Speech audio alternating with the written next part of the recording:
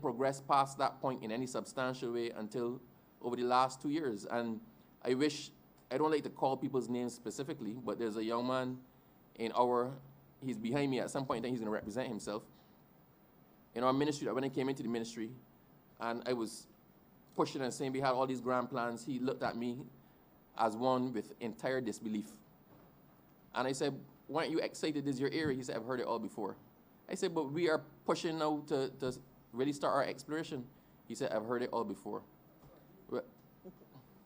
Well, Madam Chair, I will be happy to say that I saw him smile for the first time last week when we got $11 million as the effective signing bonus from BHP Billiton. So, Madam Chair, a lot has happened.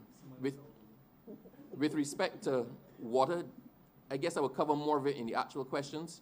With respect to water itself, Madam Chair, we recently had a Find All and Fix All extended hours program where we had 11,000 complaints logged into our system.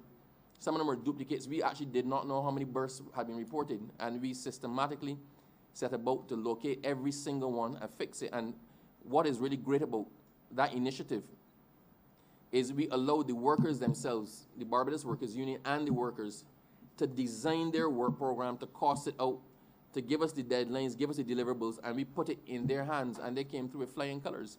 And that is a perfect example of what happens when labor, management, and the political will happen to collide together. So, thank you. So, Madam Chair, I'm happy to say that whereas up to a couple months ago, you had people saying, "I reported this pipe 2 years ago, burst, and nobody's come to fix it," or "This thing has been running for the last 4 weeks and nobody's come to fix it." We are current now with all of the burst reports in Barbados. So anything we are fixing now is something that was reported within the last 24 hours. And we have now our mains fixing. If in event of a large main, we are fixing those within 24 hours. As was evidenced by the massive one we found in St. Philip, we found that. To be honest, normally I understand it would have taken about 7 days to fix that, but that was dealt with within 24 hours. So a lot has happened. There's a lot more to do. Our estimates reflect a cut over last year. But Madam Chair, we are aware that things are not where we want them to be at this moment, and we have to work within constraints. But our ministry has shown some initiative, and it's shown its ability to do a lot with a little. And I'm expecting that this year, Madam Chair, we will do the most with the least.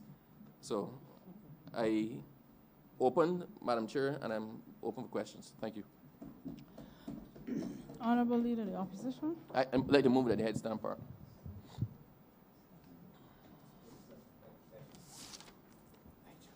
Honorable Leader. Thank you very much, Madam Chair, and thank you, Minister, for your opening presentation and for your presence here and that of your team.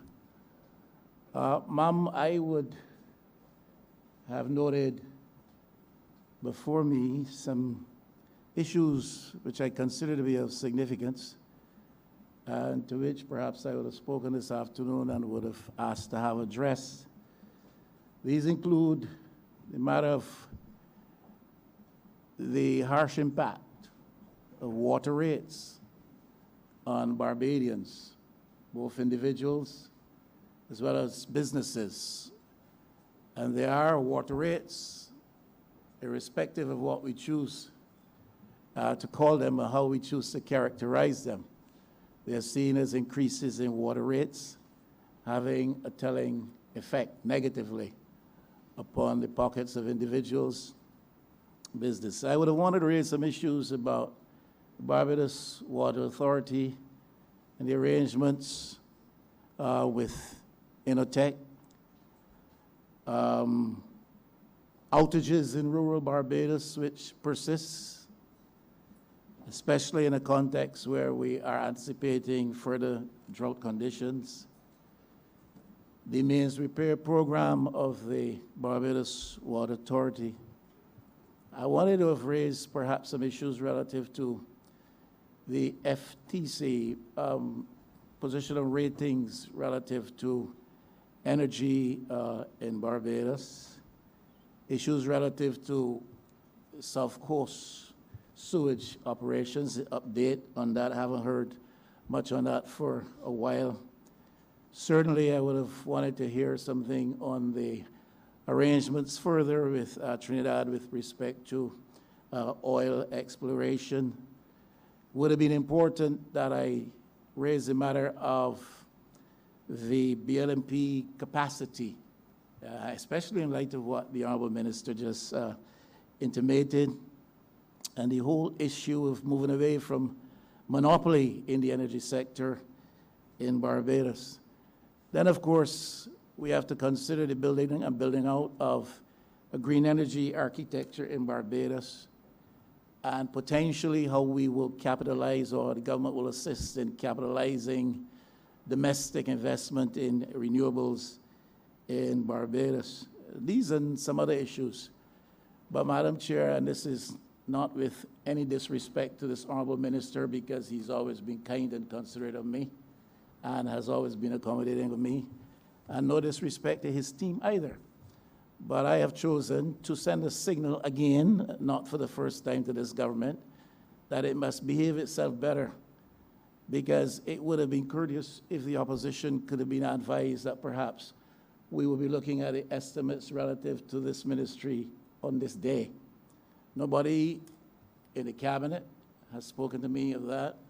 I know the absence of the substantive leader of government business, and I presume, therefore, she may be off island, and in recent times she has been keeping me up to date.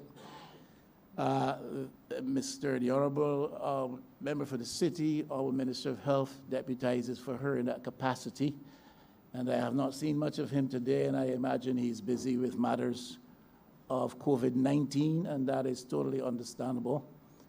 And the Honorable Member for St. James North is standing in today, and perhaps he himself may not have been sufficiently and early advised.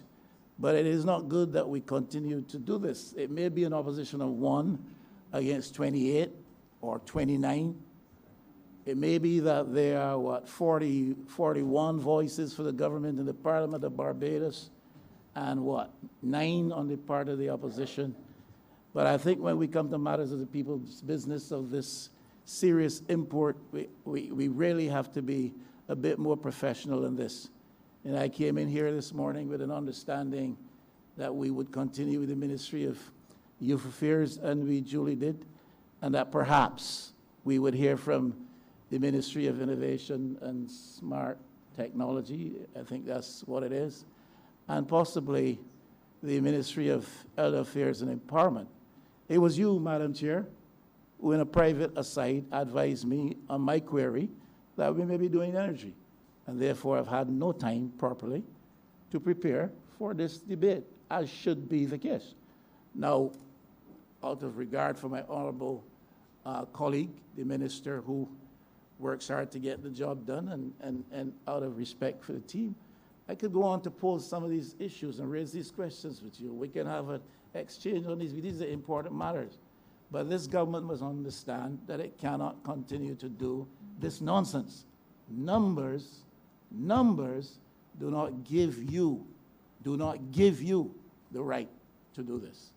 On that basis, Madam Chair, that's the last word you'll hear from me in this particular matter. Madam Chair, Yes, sir. before I start, allow me please to introduce those who are behind me at this point. Because my ministry is so extensive and has so many departments under it, there are others here who are not presently there, but as the circumstances arrive, we will swap in and out. But I'll just advise as to who's behind me now. On my right is Ms. Francine Blackman, the Permanent Secretary in our ministry. On my left is Permanent Secretary Andrew Gittins, who's also attached to the ministry and is responsible for the execution of the 2030 renewable energy goal. Ma'am, there's Mr. James Brown, who's the CEO of BNOC and MPC. The General Manager of Barbados Water Authority, Mr. Keith Roy Halliday. Mr. Brian Haynes, the Chief Project Analyst in the ministry. Ms. Keisha Reed, Project Manager in the ministry. Mr.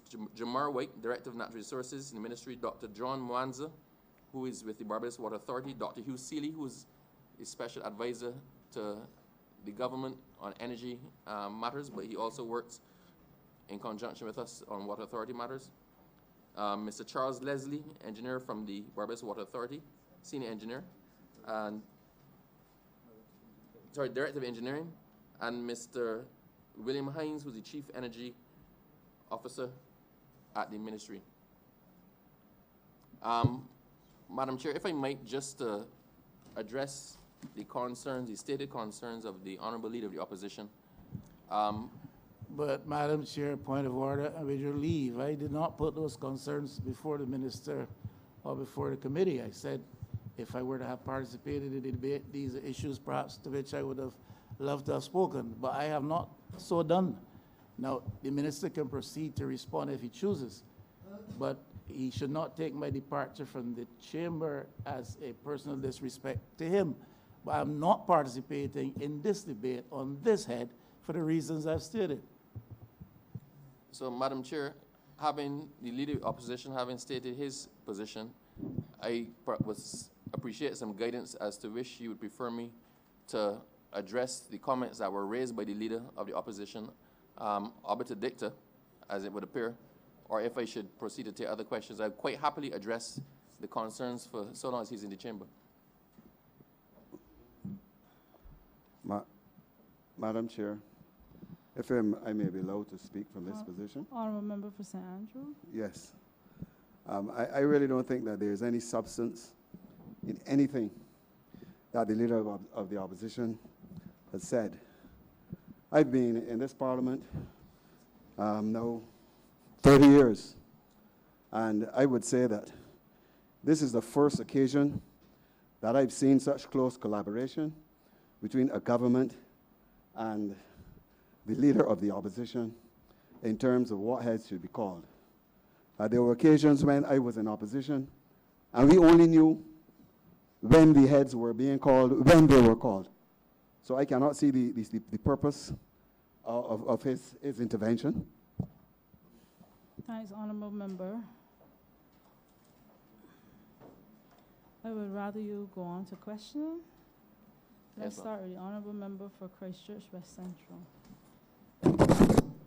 Thanks, Madam Chair. I just want to firstly let me commend the minister for his excellent work. I think that he's one of the hardest working ministers I have come across, and I want to commend him for that. My question relates to the opening statement that he made in his preamble, when he spoke to his vision, and certainly the vision of this entire government, to bring this country to a carbon neutral fossil fuel realization by 2030. The reality is that the world is now being threatened with the increase of carbon dioxide and the greenhouse effect, therefore having an impact as it relates to global warming. In 2019, 37 billion tons of carbon dioxide was produced. 37 billion tons, causing the levels in North America certainly around May, June to raise to 417 parts per million. In Barbados, it was just over 400 parts per million. I'm not being pedantic. This is as dangerous as it gets. And it forms a serious existential threat to life as we know it. I just want the minister to enumerate for us, those in earshot and eyeshot, so that we can have a graphic understanding, a lucid understanding of how you intend to roll out this plan, which I'm certainly in full support of. Over the next coming months, years, I want you to be able to talk this country through this plan, because I feel that this is the most important plan for the development, certainly, and the sustainability of this little country, Barbados. So if you can enumerate for us, I would muchly appreciate that. Thank you. Madam Chair, just to provide some context,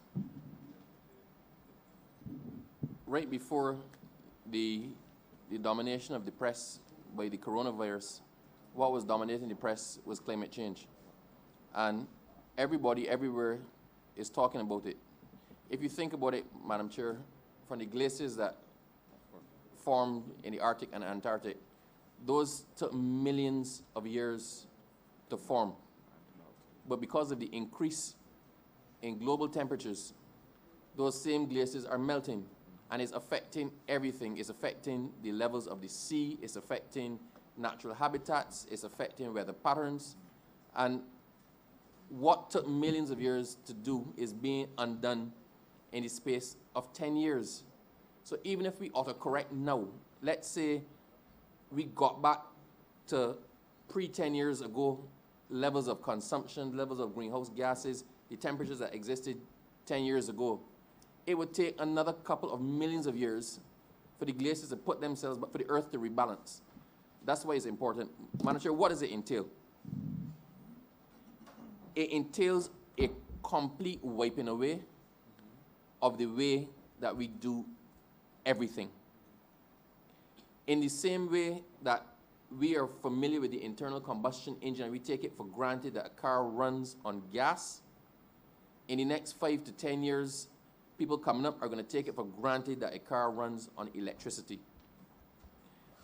People in the world are still burning coal.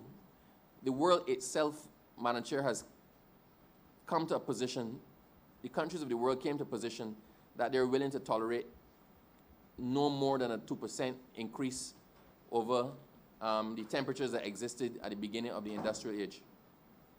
Now, Madam Chair, a 2% increase in temperatures, if it happens, let's put it practically into context. That would result in a sea level rise of between 0.6 of a meter and 1 meter. What does that mean? That means the whole of Browns Beach, the beach I think that was recently voted one of the most beautiful beaches in the world, would disappear. That means, Madam Chair, that the QEH will be in water. That means that most of our hotel plants in Barbados and the whole West Coast will be underwater.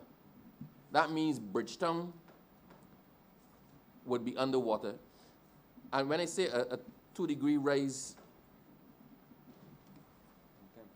Madam Chair, I mean a 2-degree rise in temperature, in atmospheric temperature. Now, why are we getting to this point? Over the last 18 months, rather than slowing down, we've actually been increasing greenhouse gases. If we continue at this rate, the 2-degree rise that we expected to happen in around 2050 is going to happen by 2030. So I'm trying to explain to people everywhere I go that it is actually indeed a desperate situation. If even we take the guidance from the weather patterns, once upon a time, Madam Chair, the hurricanes always came off the African coast, and we spent 6 months of the year watching the satellite imagery, and we're watching for how the weather patterns move, and we're looking to see if it's coming to Barbados, if it's below Barbados, if it's above Barbados, because it always turns right. It goes to the island chain, moves up the island chain, and swings right just before the United States. Last hurricane season, a hurricane came off the African coast and turned right and went straight for Ireland. They never contemplated it would head in the direction of the United Kingdom.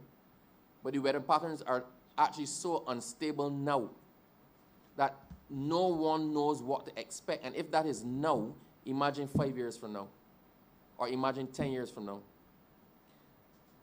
What does 2030 look like for us? Every single light, the fluorescent lights we have there, every single light would be LED or something less energy consuming than that. All of our generation from electricity would be by renewable sources. There'll be no burning of coal, no burning of heavy fuel oils, nothing. In Barbados, we'll likely be generating electricity entirely from solar, from wind, or from wave technology, which is the developing technology. While solar is a good fit for Barbados, and we tend to have sunshine year-round, the fact is we are a land-scarce country, and solar technology is land greedy. So the amount of space that you require to take up to generate a megawatt of electricity using a wind turbine, you probably need 10, 15, 20 times the fall space of the same turbine to generate the same amount of electricity. if that puts it in context for you. So for Barbados to sustain ourselves, if we had to go solely, if our energy mix consisted solely of solar panels, Madam Chair, you'd be to see us from space, we look like one big mirror. We simply don't have the space to put down the amount of solar panels needed to power Barbados. Our consumption now at peak capacity, I believe, is 150-something megawatts. If we do go to full electrification of Barbados, then we're looking at a peak capacity of around about 600 to 700 megawatts, because don't forget, all of the buses, all of the cars, everything that now runs on gas is going to run on electricity. So you're not going to have to generate that much more electricity, but we can't afford to generate that much more electricity by burning fossil fuels, because then we're just accelerating the problem. So we're looking at the switch out and energy efficiency. So a number of programs in our ministry, a number of the projects in our ministry concentrate not just on the generation of electricity from renewable sources, but also looking at doing energy efficiency audits in the ministries. We look at how can you retrofit a building and use half of the amount of electricity, right, to generate effectively twice as much power.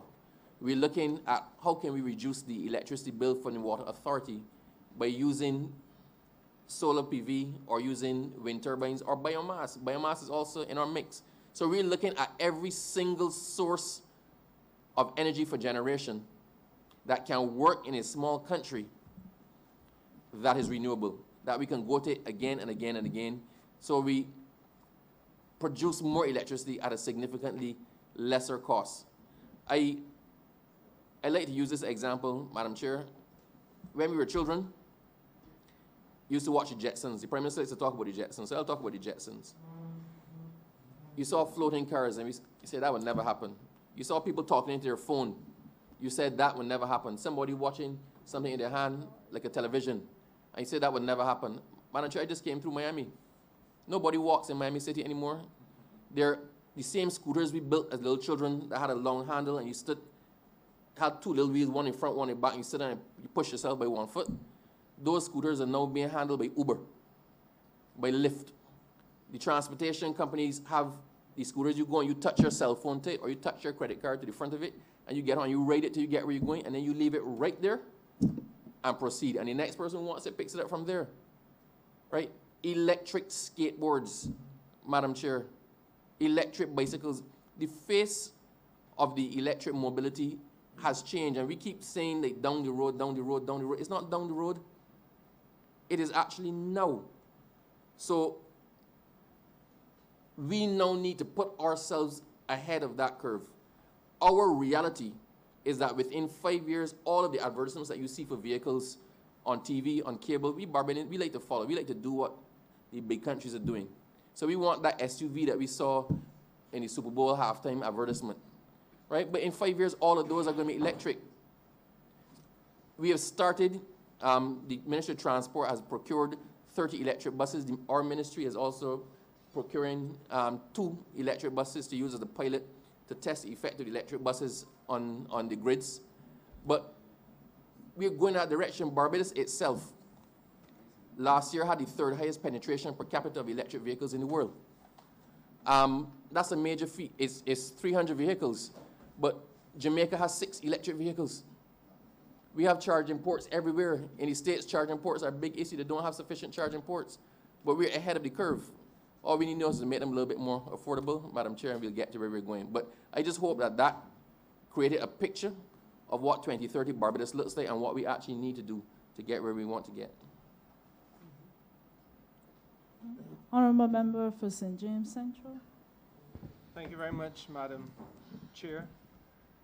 Mr. Minister, I want to begin by publicly thanking you, because on 3 separate occasions during the course of the last financial year, you would have personally and physically made yourself available to join me in my constituency and to come to the rescue of my constituents, who, through no fault of their own, have been confronted with some severe challenges in terms of access to water in areas like Redmond Village and Qulan, Welches, Arch Hall, Seaview, And may I also say that, you know, across the upper elevations of St. Thomas, because even though Melrose is not part of my constituency, they are right next door and part of the challenges over there.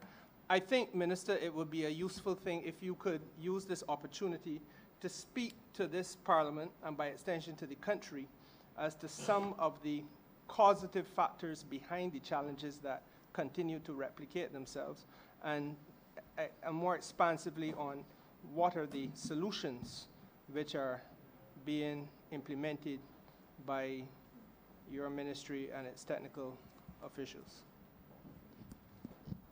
Honorable member, I appreciate you giving me the opportunity, but I'll take the opportunity to call somebody else.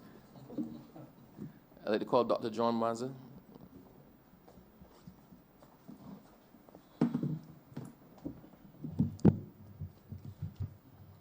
Good afternoon. Essentially, the water supply issues that have been raised are a result of two significant components. One is the aging infrastructure, and two is the available water resources.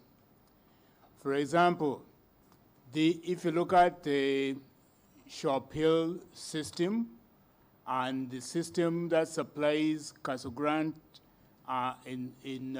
which supplies the upper areas of St. Thomas, St. Joseph, St. John, and St. Andrew. Those systems, the majority of the water mains in there would be small diameter mains, 3-inch diameter, which are no longer produced. The other diameters would be old-sized mains, like 7-inch. If you go from Rock Hall, St. Andrew, stay on top of that ridge, past Epps Hill, right into St. Thomas, Rock Hall and St. Thomas. We have a 7-inch main that runs on that ridge, which again tells you how old the main is, because they no longer produce 7-inch mains. Now, those areas, the water that is supplied to those areas is essentially pumped from the lower elevations. So we would be pumping water from the coastline, where our water wells are, Molineux, Trents, Carlton, Ashton Hall, Allendale, which are all lifting water inland. And because you are lifting water from the lower elevations, that water floats on top of seawater. So anytime you have a reduction in rainfall, the water that floats on the seawater is thinner, and you start pumping seawater.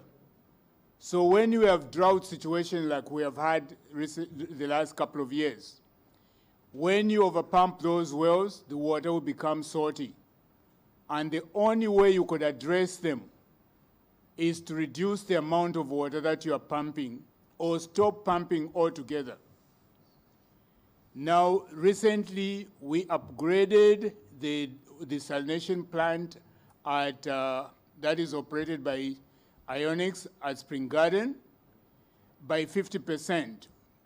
And in addition to that, we constructed a new pumping station next to St. James Secondary School, and also replaced and installed a new main from to St. Stephen's Reservoir. What that has done is that we are now able to push some of that additional supply from Ionics to Trents, and from Trents that is pumped across Highway 2A to Lancaster, and from Lancaster is pumped to Epps Hill, where we have another pumping station, and that then pumps the water into the Castle Grant system to feed the high elevations. So with that, we would have seen some relief in the amount of water outages, because we are pushing an additional 5 million gallons a day. For the Shop Hill system, which is along Highway 2A, the same water that we are pumping from Trents Some of that is being diverted along Highway 2A to feed the Shop Hill system, which extends right up to Flat Rock in St. George. And that has provided some relief to those residents. Unfortunately, that system alone cannot meet the demand. So the additional supplies actually come from Upperwoods, Bomaston, and Sweetville. Now, the wells that are on the coastline, the major issue that we have with them is salt water increasing in the fresh water. For the Upperwoods, Sweetville, Bomaston, and Sweetville, Upperwoods, and Bomaston. Those areas, they don't have salt water underneath them. What we experience is a reduction in water level. And so when the water level drops, we also get a reduction in the amount of water that we can pump. For example, recently, as late as in November last year, we went into the cave at Bomaston. I'm not a tall man, by any means. When we go into Bomaston Cave, I cannot walk in the section where we have dammed the water. The water will be above my head. The first time we went in there, the water was up to my waistline. And my waistline is probably about 3 feet. That's how low the water level had dropped. We went back there 2 weeks later. There was a change in water level because we had some rainfall that fell that weekend. But that would not last because that was like a flash flood. Normally you are depending on the whole catchment contributing. And during the rainy season, what we should be seeing on average in that cave is up to about 19 feet of water. And that November was the end of the rainy season. So we should be seeing the most contribution from the rainy season. And that was where the first time we went in, it was only about 3 feet deep. So the impact of the reduction in rainfall due to drought has been very heavy, and unfortunately, we expect that impact to continue into the next rainy season.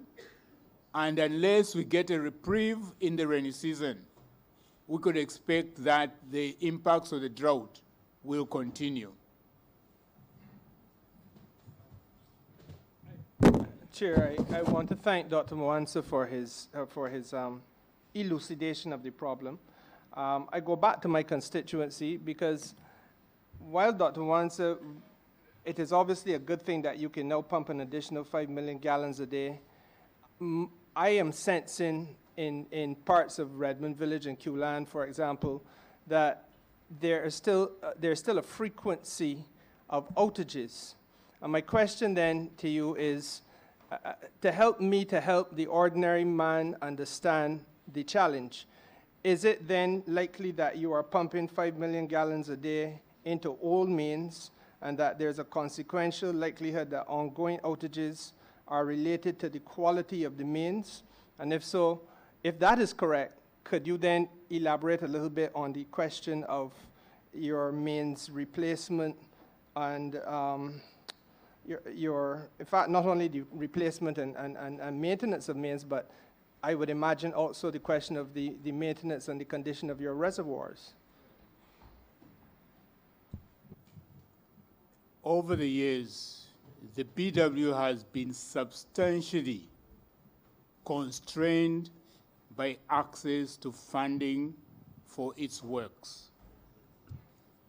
The existing network, as the minister explained before, is an aged infrastructure which needs replacing. Now, it cannot be done in one sweep. recognizing the difficulties that we've been experiencing in the higher elevations of the island, we actually solicited funding from the CDB. And we have had a targeted mains replacement program, which has started from the Bomaston area, which is the area where we're trying to get that water into Gordon Ridge system to pump to Castle Grande. So if you have been on the road, you'd have probably seen the mains that we have replaced in St. John, and we're currently working on the main there from Colleton to Messiah Street. We just replaced the main in Welshtown. We have replaced the main from St. John Primary School right down to Port House. And so we have a targeted mains replacement program, which will allow us, with that additional supply that we're putting in the system, to retain it and not lose it as part of the leakage. Additionally, we have a loan program that we are currently almost ready to sign with the European Investment Bank. The mains program for that is actually targeted in the area between Gordon Ridge and Castle Grande Reservoir, because we realized when we are able to pump consistently from the Trans, Epsil, Lancaster system into Castle Grande, the minute we start seeing recovery in the Castle Grande Reservoir, we actually experience burst mains in that area, and the supply will drop. So we know that we could, with the amount that we are producing now, we could do better in terms of consistency in supply if we also are able to stabilize the bursts that are occurring in the area supplied by the water that we are talking about. My final question, again, is the authority now ascertain exactly where when the first main takes place, or is it still a situation where you have to wait to see moisture come to the surface, and then it can be put in? And is there any technology which does exist in your knowledge that might assist you in being able to identify the rupture in the main and therefore take early measures that correct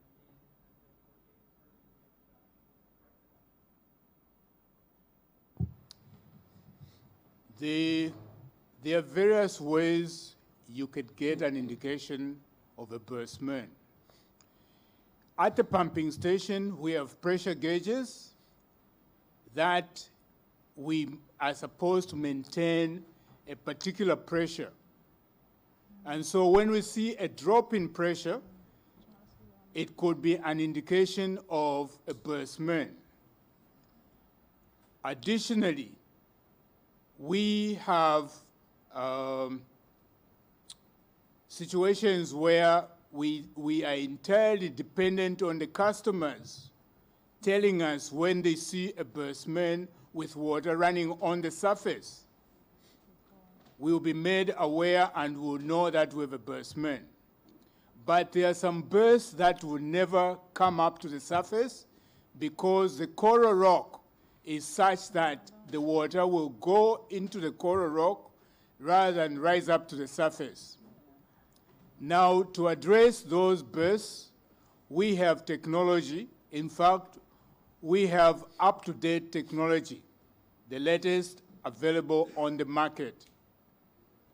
But because of the fact that we don't have that technology installed permanently across the island, what we actually end up doing is that when a problem is reported, we will deploy that equipment in that area. And there's a piece of equipment called a data logger, which we will put on fixtures that are attached to the water mains. And when we drive through those areas, we'll get an indication as to which of those loggers are identifying a leak in the system. And with that, we are in a position to isolate the area where that burst main might be. And then there are two ways to finally pinpoint the location of the main. We have an equipment that is called a noise correlator, where again, you go and put two loggers on either side of where you suspect the leak to be. And they will calculate where from each logger, the distance from each logger, where the leak is. So you are in a position to go there and dig at that location. The other alternative is that we have workmen who move along the path of the water main with headphones. And they'll be sounding along the pipe and listening for noise until they hear the gushing noise from the pipe. That way, again, you would have pinpointed the location of the burst main. So we are, at this point, still dependent a lot on the customer telling us they have experienced water outage. But when we do find out from the customer, and if it's not coming up to the surface, we have equipment to locate where the leak might be. Just one thing, Madam Chair, just by way of further explanation, the exact same piece of equipment that they use to sound along the length of the pipe is the same piece of equipment that, for example, if you have an extra high water bill and you suspect that you have a leak underground in your premises, that we would, our non-revenue department would come and sound along your premises to try to find the leak that you may not even know exists. Honorable member for St. James North.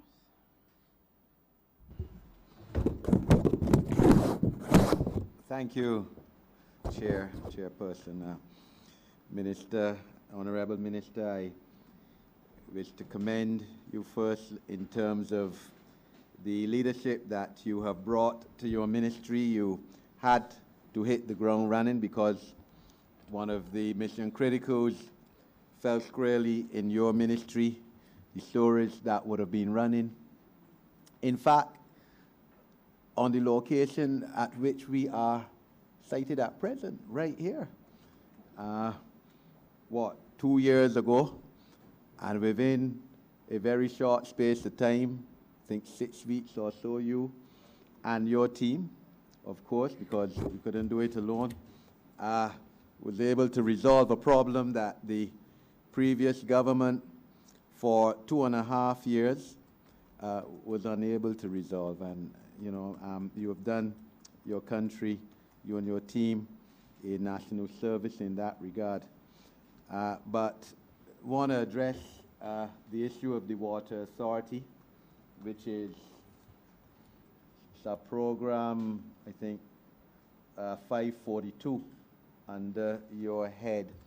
And of course, the Water Authority under your ministry was one of the corporations that really and truly was raped literally and figuratively by the last government. Legal fees, horrendous legal fees, $1.4 million charged to by a friend of the Prime Minister, for instance, and legal partner for reading. On a point of order, ma'am, I hate to interrupt my honorable friend, but I think he wants to say a friend of the former Prime Minister. Okay. My greatest apologies, of course. Friend of the former Prime Minister. Friend and legal partner for reading 3 documents and signing 2, going to 2 meetings. And of course, in terms of construction projects, well documented, some of which the minister, the then minister, former minister of Water Resources and Agriculture, as the ministry was then styled, would have been personally involved in as well as a director. And therefore, you have had to, at least this department has had to I believe, coped with a debt of about $70 million at one time, a debt that has been restructured to some extent. And I would first want to ask Minister in terms of if you can, to give you an opportunity here in this Parliament to report to this Parliament and to the country and the wider world the progress made in restructuring the debt of the Water Authority, and especially in relation to the companies that had been granted very favorable contractual terms. Madam Chair, I'm going to ask the Chairman of the Barbados Water Authority, Ms. Leodine Worrell, Mrs. Leodine Worrell, to deal with that one because she was the person at the forefront of those negotiations.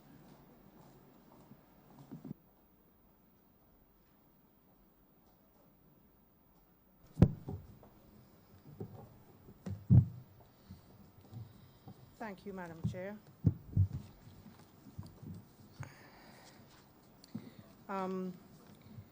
The Barbados Water Authority was indeed faced with a number of onerous contracts. We've just concluded negotiations in relation to some. The review of 20 contracts only indicated that the Barbados Water Authority would have actually been obligated to a $1.5 billion debt, which would have increased our expenditure. What was that number again? $1.5 billion out of 20 contracts. And it would have increased our monthly, it would have increased our expenditure to roughly an additional $93 million a year.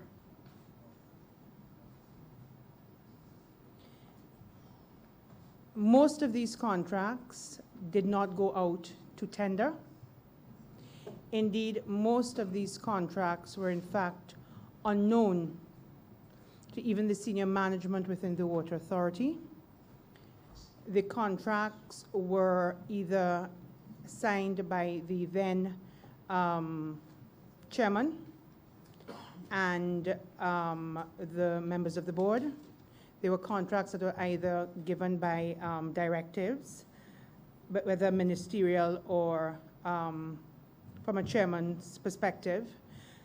In our investigations, we also found out that the members of the board actually, with regard to the building itself, basically signed a resolution that gave their voting power to the then executive chairman, Dr. Atlee Braffett, and therefore,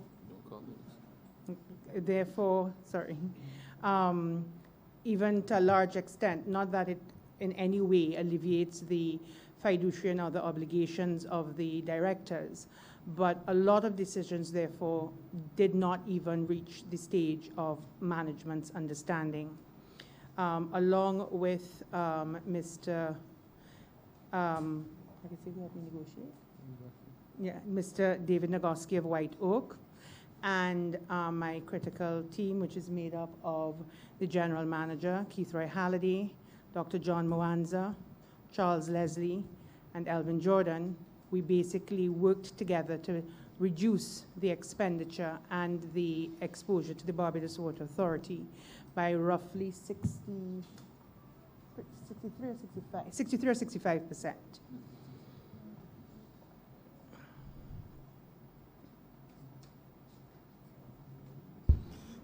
Just one second, Minister. Just because knowing you as well as they do, I'm going to answer your next question. Our negotiated settlement and the resolution of those contracts are without prejudice to the right to take legal action if warranted due to illegality or other measures or other circumstances. So the Barbados Water Authority has settled some of the most egregious of the contracts, but reserves its rights to under the law. Madam Chair, thank you. What has just been disclosed to this Parliament shows why the Cabinet of Barbados and the Attorney General, Honorable Attorney General specifically, has directed that an investigation be carried out forensically on the operations of the Barbados Water Authority during the 10 lost years of the last administration, because the current expenditure for which this Parliament is being asked to vote for the next financial year, $2.22 billion. The total revenue just over $3 billion, and we're hearing that one statutory authority was allowed to incur debt of $1.5 billion, $1.66 billion to be exact. This, of course, impacted, Minister, on the program of water storage devices, water tanks at private homes, businesses, etc.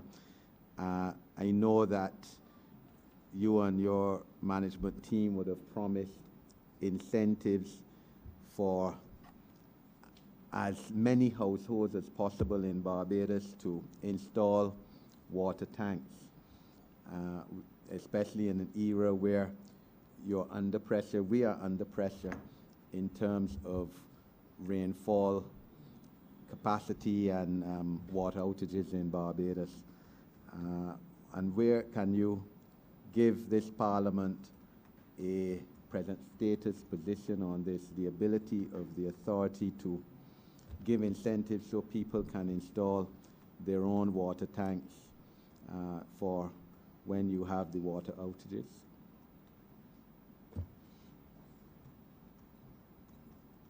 And also, Minister, with that also a report on what was the position of the previous government in terms of the arrangements they had made with any contractor on installing water tanks, and at what cost that was to the authority. Before I turn the details over to Ms. Worrell, allow me to just say this. As I said at the beginning, 2030 is going to look a lot different to all of us. The way we do things now are not going to be the way we do things going forward. We've had a couple years of drought, with this year being the worst one in the last 60 years. The rainfall patterns are predicted to be more erratic than they have been. And so we're looking at a situation where, in the same way that the Water Authority needs to become independent of the power generation utility, Barbadians need as well to do what it is that they have to do in order to secure the water for themselves. So if the water from the main goes off and you have no tank, you feel it immediately for as long as that disruption lasts. If you have a tank, then you may not even feel it at all. So where we're getting to a situation where the water system globally is becoming a little bit more unreliable because of rainfall patterns, the fact is it's incumbent upon all of us to do what it is that we have to do to protect our own supply and to minimize the disruption to ourselves when those disruptions do occur. So I just wanted to put that framework there, because we have to get to a point where everybody has a tank. We have to get to a point where people store rainwater, but also have potable water tanks to allow that buffer in the event that there's a disruption in the water supply. So I just want to put that context before directing the particulars of it to Ms. Worrell. Yes, Madam Chair.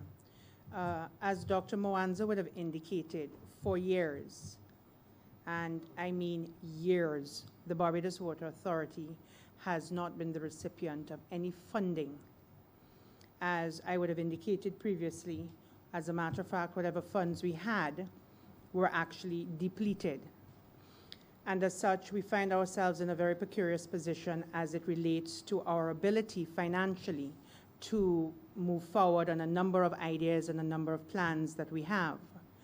With regard to the personal tank program raised by Minister Hinkson, The Barbados Water Authority has been, for the last couple of weeks, actually been in negotiations with the Ministry of Finance, in particular with the DFE, Dr. Ambassador Clyde Maskell, as well as Dr. Kevin Greenidge and David Nagoski of White Oaks, seeing how we can best set up to address what we have identified as being the 10 major issues facing the country and that needs to be addressed, of which the tank supply program is one.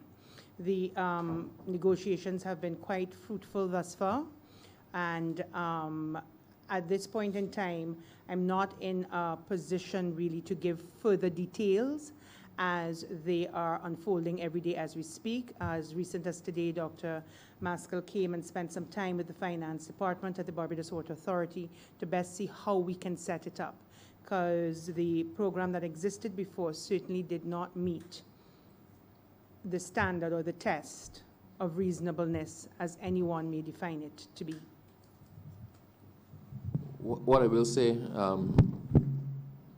honorable member, is that the ultimate details of it are still being worked on, but what is envisioned is the Water Authority having a pre-approved set of contractors, not one or two, but having a list of pre-approved contractors, set prices for the installation of the proper installation of the tanks and pumps, because if they install badly, then it can cause a stagnation in the tank or other issues that complicate things even further. But the proper installation of the tanks and the pumps, and the customer be able, where necessary, to net it off, to pay it off over a period of time on the bill. So if you can't afford, let's say the cost is $1,000. That's not what it's going to be, but let's say, this for ease of creating a figure. Let's say the cost is $1,000, and you can't afford to pay $1,000 up front. The Barbados Water Authority, through its program, will be able to provide the tank for you, and you may pay that $1,000 back over payments of $50 a month for 20 months. So that is the envisioned framework to make it as accessible and as easy as possible with the lowest possible interest and cost of installation, so that it is not out of the reach of everyone.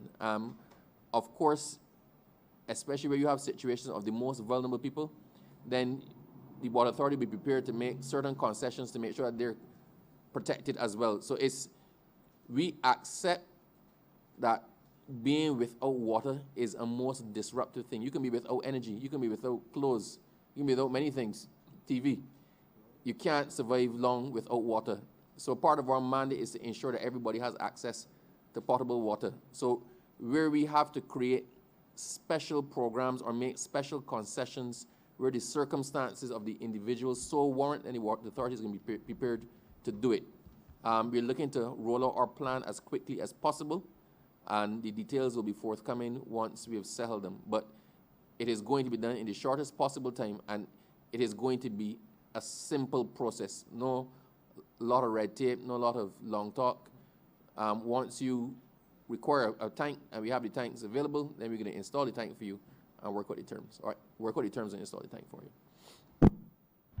Okay. Thank you, Chairperson. My final question is more related to the community level burst water pipes. And, you know, when the previous government, the last government, increased water rates in 2009 by 60%, I think that most of the general population, took it at heart, because we were told by that government that this money would be used to replace the archaic 100-year-old, 100-plus-year-old pipe system in Barbados, which was mentioned earlier on in the debate. That was not done, and therefore, Honorable Minister, you preside over a major challenge. Burst pipes, I could speak for myself. Hardly a week passes that a constituent doesn't call me, or I myself, when I'm driving in my constituency, see a burst pipe and immediately call, or WhatsApp one of your senior management at the authority. And I must say, whenever I make that intervention, there is a response. Although my constituents invariably say that for 2-3 weeks, they call or report and there's no response. And the fact, though, Minister, is that you might repair the burst pipe here and then next week you get a burst pipe 50 meters down the road. That's the reality, I suppose, of having 100-year plus pipes. And I know Dr. Wanza spoke a bit in terms of the challenge, but I'm just wondering what strategic plan your ministry has in terms of replacing these burst pipes over the period of time, knowing full well, Minister, that this is millions and millions and millions of dollars that we're talking about.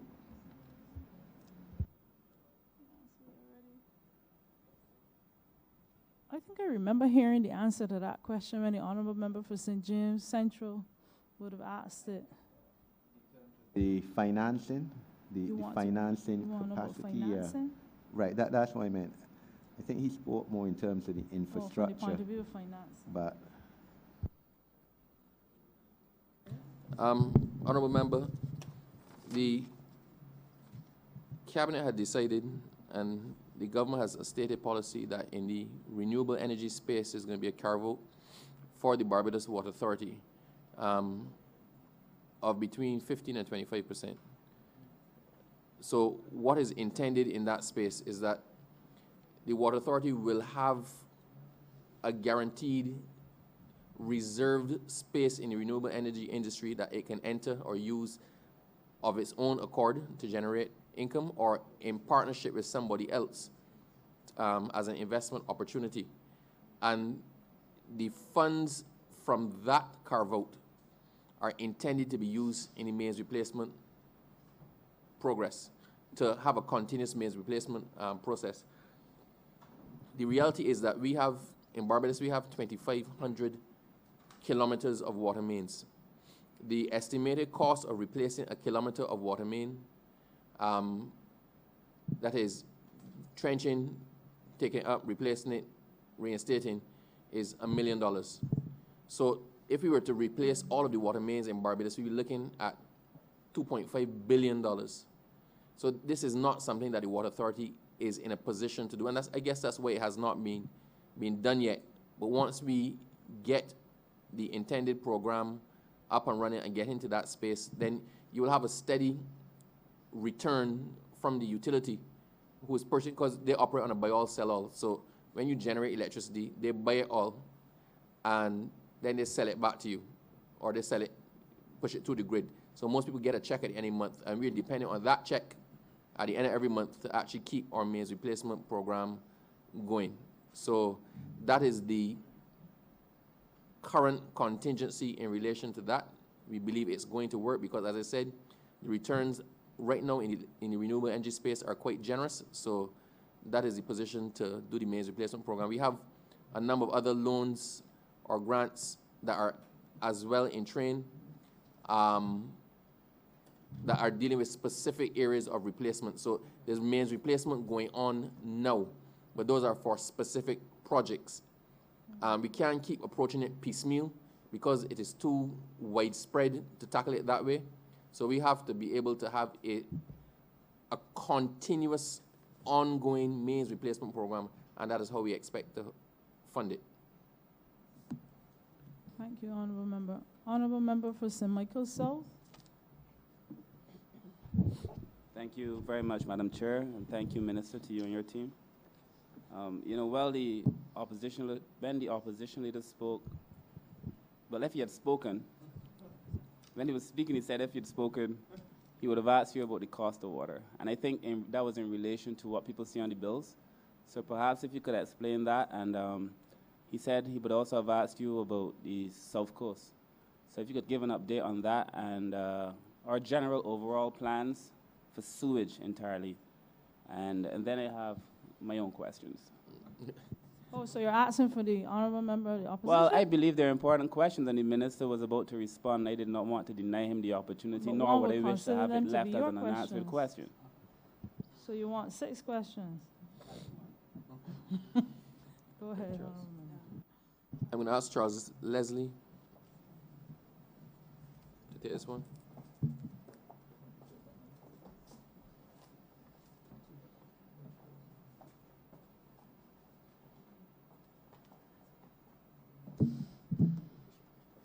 Really costly water.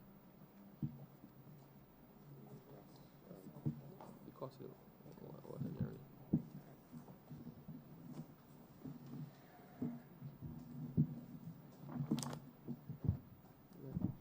Good afternoon, Madam Chair.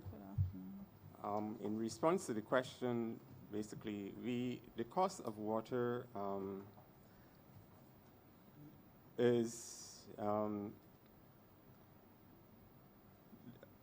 we had increase in the rate of the tariffs, but basically a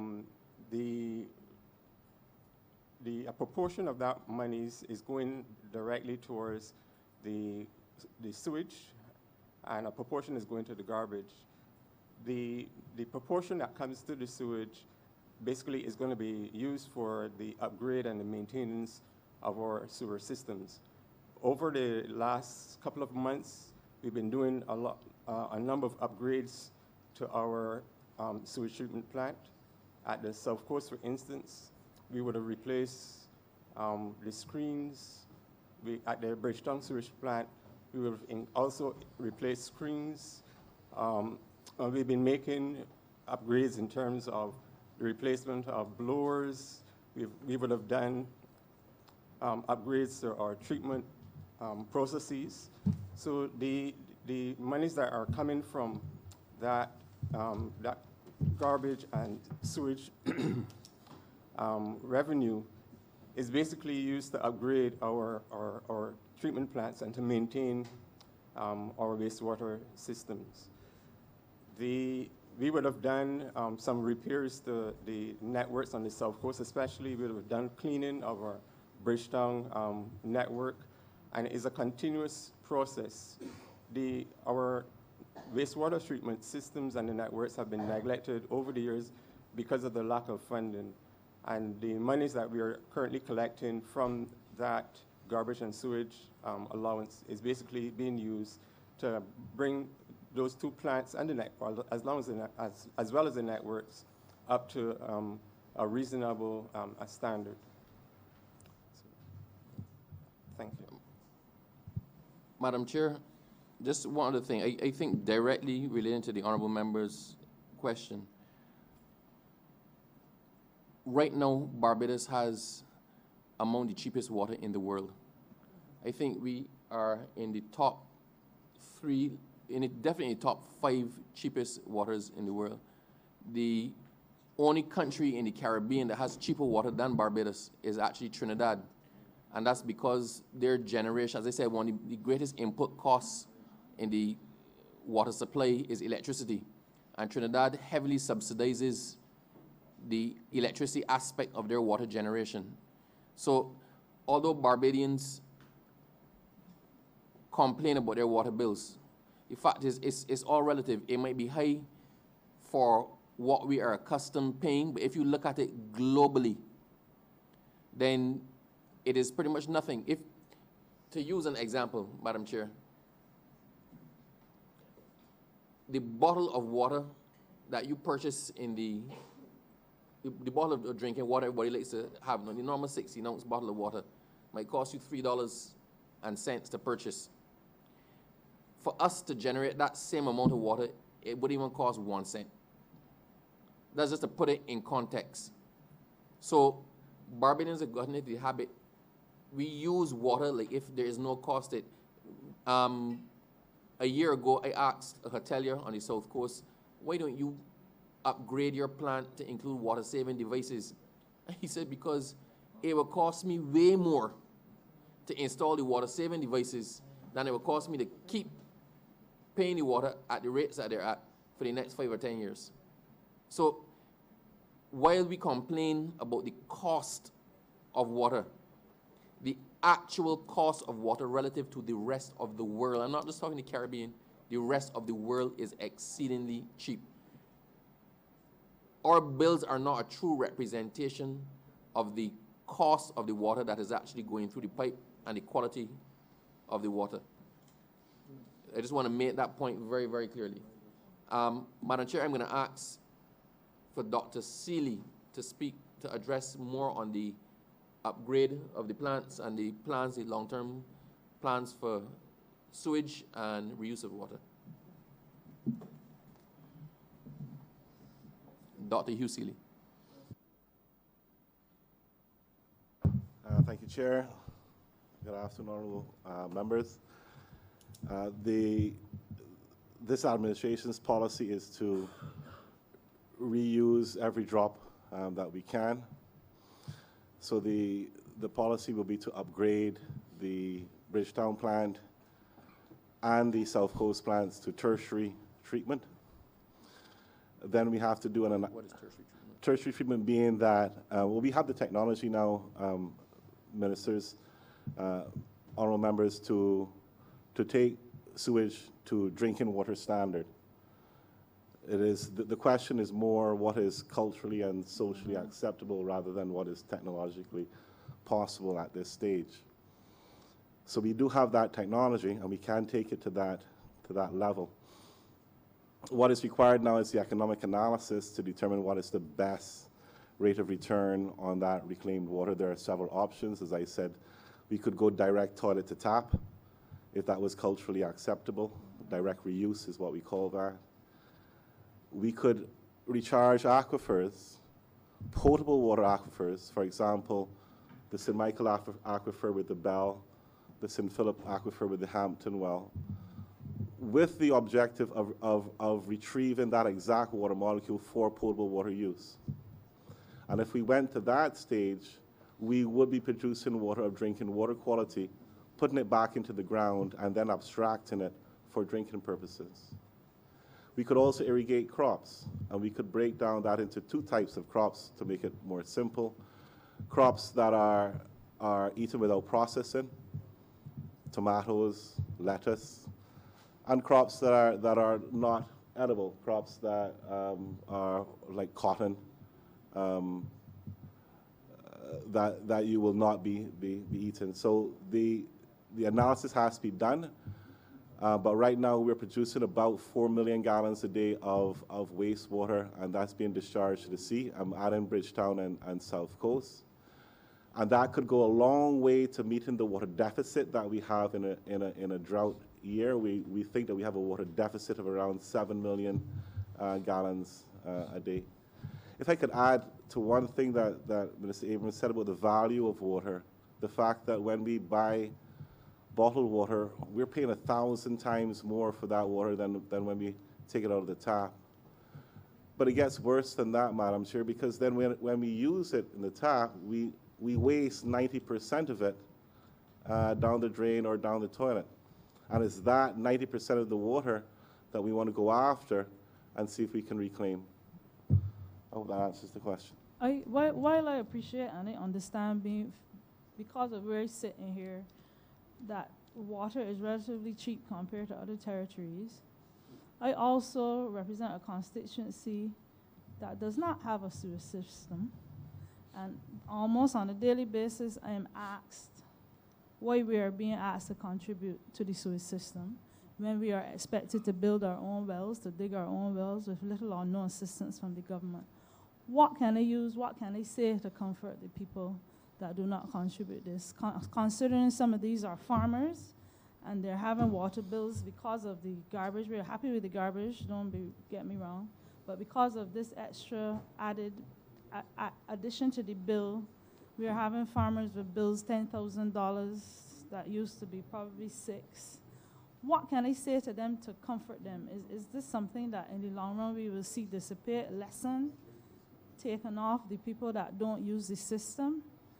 I'm asking. Thank you, Chair, for the question. I remember 25 years, 30 years ago when we were addressing both Bridgetown and the South Coast, and the question was whether the residents, let's deal with the South Coast, whether the residents of the South Coast should pay for the South Coast system alone. And the decision then and the decision now, and I think it is a fair one, is that we're trying to protect a national asset. In the case of the coastal sewage projects, we're trying to protect our reefs. and our reefs are national assets. And therefore, I think it is fair and equitable that all Barbadians pay to protect those assets, not only those who are connected to the sewer system, because it's a national benefit. Understood. Madam Chair, further on that one, there's this misconception that the GSC is an increase in the cost of water in Barbados. That's a levy that the Barbados Water Authority collects for the government of Barbados. So out of the GSC monies, I think the Barbados Water Authority gets less than 17% of what is collected. The bulk of that money actually goes towards funding the Sanitation Sewage Authority. So the people who complain that Sanitation Service Authority, I got sewage in my mind.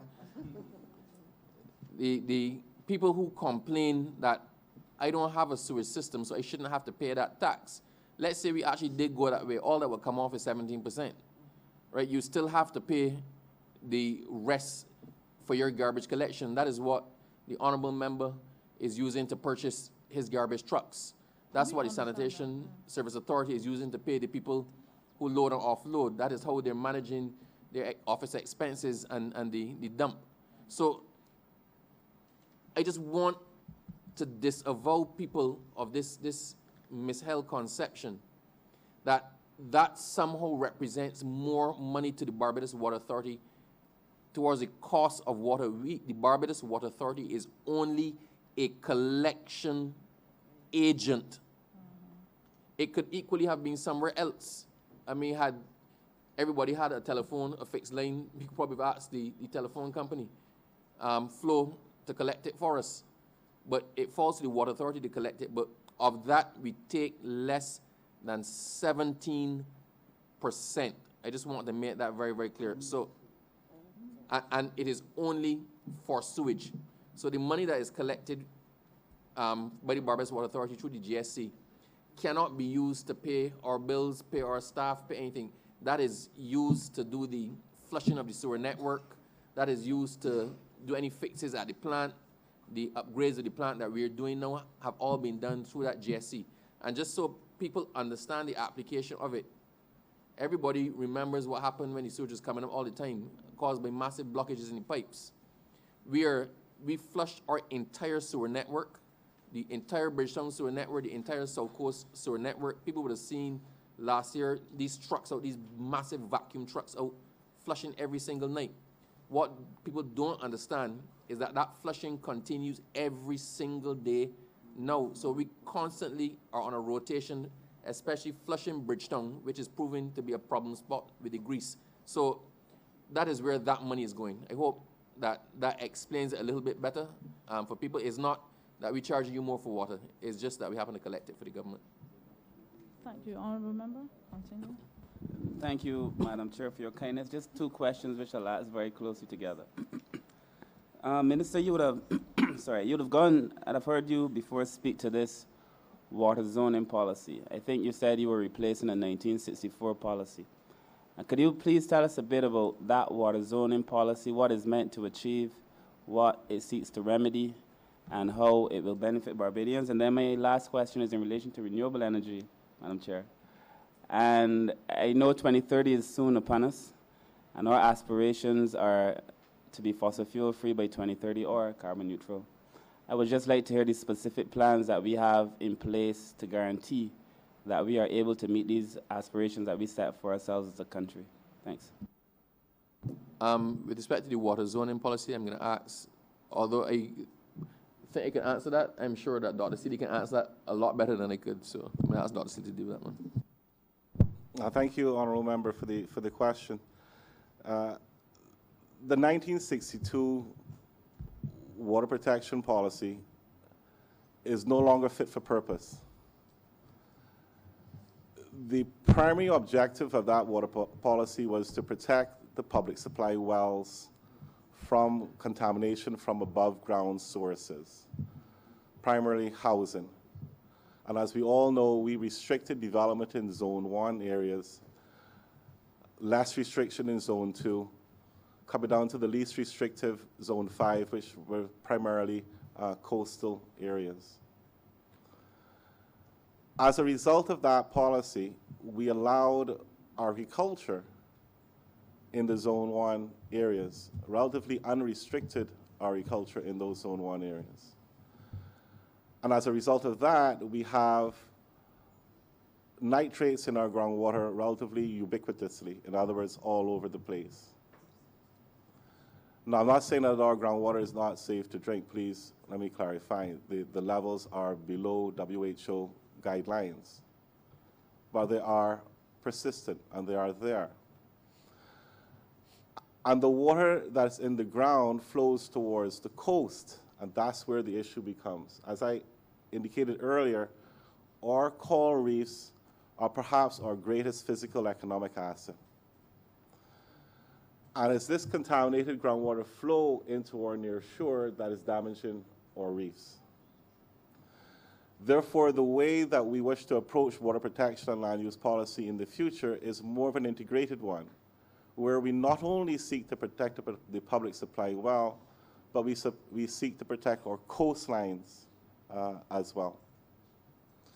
Now, there may be an immediate direct economic benefit from changing our water use policy and moving from the Zone 1 to 5 to new zones, Zones A to E. And I believe a paper has been circulated to this Parliament, or will be circulated to this Parliament, that outlines our recommendations. Because of increases in technology as well, we believe that we can reduce the radius or the diameter of that zone around the public supply well and still protect the public supply well.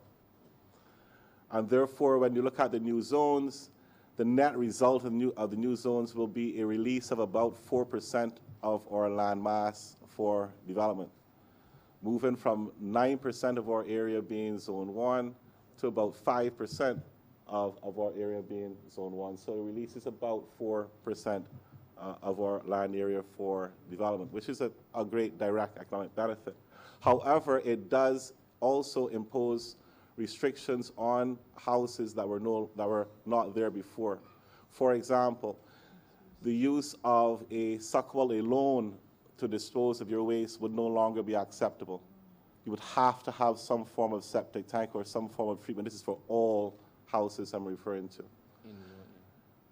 And this is across the island, sir. And then all housing of a particular density that goes over a particular threshold may be required to put in a treatment plant as well. So in some areas, the areas is being relaxed. In some areas, it is becoming more stringent. But it is modernizing a policy that dates back to 1964 and is no longer fit for purpose. Madam Chair, there's one other thing. As I said, but this segues into the honourable member's other question. We need to change the way we look at our land use and the way we conceive or we picture Barbados. So at present, all development is restricted in Zone 1 areas. But there's no good reason, for example, why you can't have wind turbines in a Zone 1 area that don't pollute the water system, but also allow agriculture to happen at the base of and around the wind turbines. So it's how can we best use our scarce land resources while still achieving the objectives that inform the first water zoning policy, and taking into consideration advancements in science and technological developments. So it is meant to free up space, but also do it in a way that doesn't actually impact or compromise our potable water system. Now, in relation to what are we doing in trying to get to 100% carbon neutral by 2030?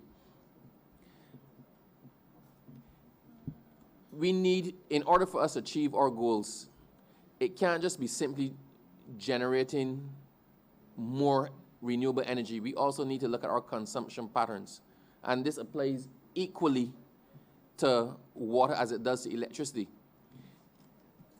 When someone flushes their toilet, they don't think to themselves that there's an electricity cost to that because you don't have a wire running from your toilet. But when you flush your toilet, that water has to be replaced by being pumped somewhere for it to feed to your toilet. So there's an electricity cost to pumping. If we look at water-saving devices, let's, for example, use a water-saving toilet. A water-saving toilet would use about 1.5 gallons of water per flush.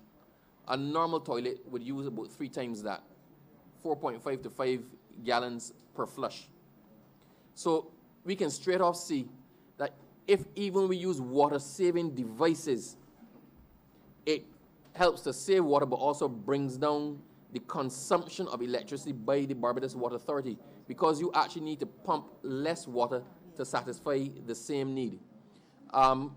We have to look at e-mobility. E-mobility is a fancy word for the electrification of our energy and transport sector. Our public transportation sector uses, I believe, I don't want to quote the wrong figures, but uses a large amount of fossil fuels. 33% of the fossil fuel consumption in Barbados goes to our public transportation sector.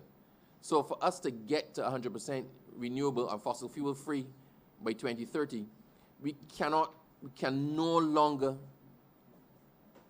be contemplating a future where we're using diesel or gas burning vehicles.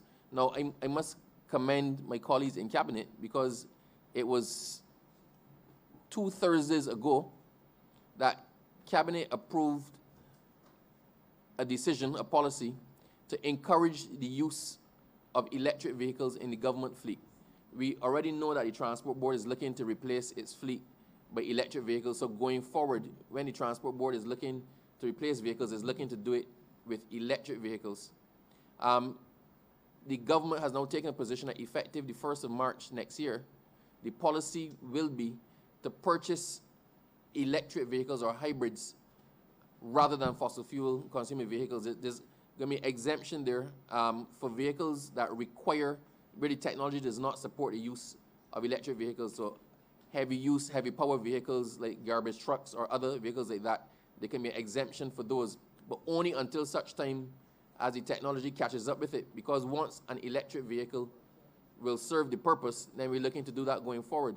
So that policy and the horizon of that policy is meant to give the car dealers notice, is meant to let people see that the government is serious about leading from in front on this one. Because once Barbadians start to see more and more electric vehicles on the road, and I must thank my PS today.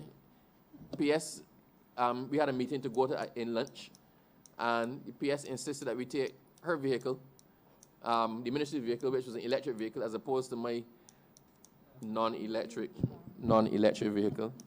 And we zipped up the road. I drove. I had quite a good time. But the point is, this has to become the norm. It can't be a novelty anymore. The other thing we have to do is we need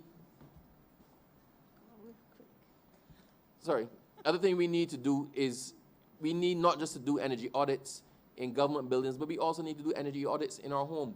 Because the upfront cost of an LED bulb might be more than an incandescent bulb. But if you look at the cost savings across the life of that bulb, you save electricity. So for those who switched out and made their houses full of LED equipment, they have seen a drastic reduction in their electricity bill. And the ministry is looking this year to, in conjunction with another one, I don't want to call the partners, another one of our partners, to have a push where we try to match people. You buy one LED bulb, we give you one free. So all of these are things that we're looking to stimulate the push towards energy efficiency and water conservation that will all help to drive the consumption of electricity down, drive the cost of electricity down, and catapult us towards our 2030 goal. Thank you.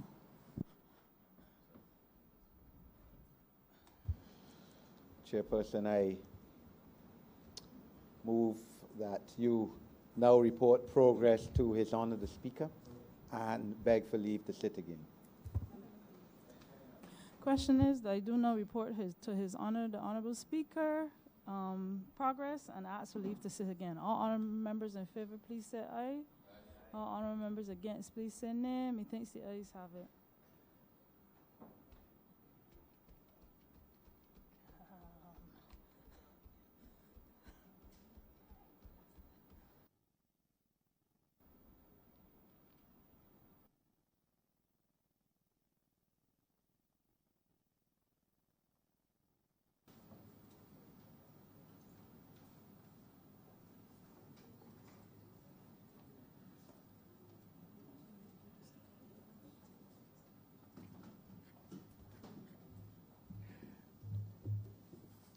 The chairman of the Finance Committee has reported progress and asked for leave to sit again. Honourable member.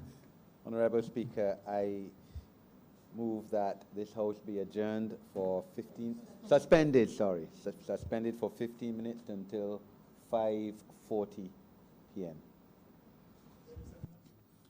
The question is that this honourable chamber stands suspended for 15 minutes. All those honourable members in favor, please say aye. Those against, please say no. We think the ayes have it. This honourable chamber stands suspended for 15 minutes.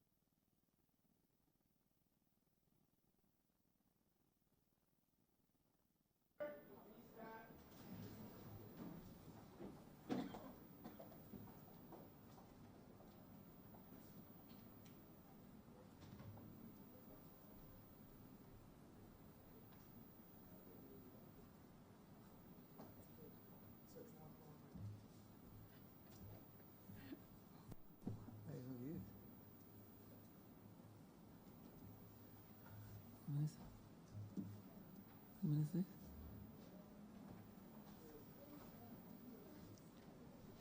This sitting is resumed. Prior to the suspension, this honorable chamber was in standing finance committee. To that we return.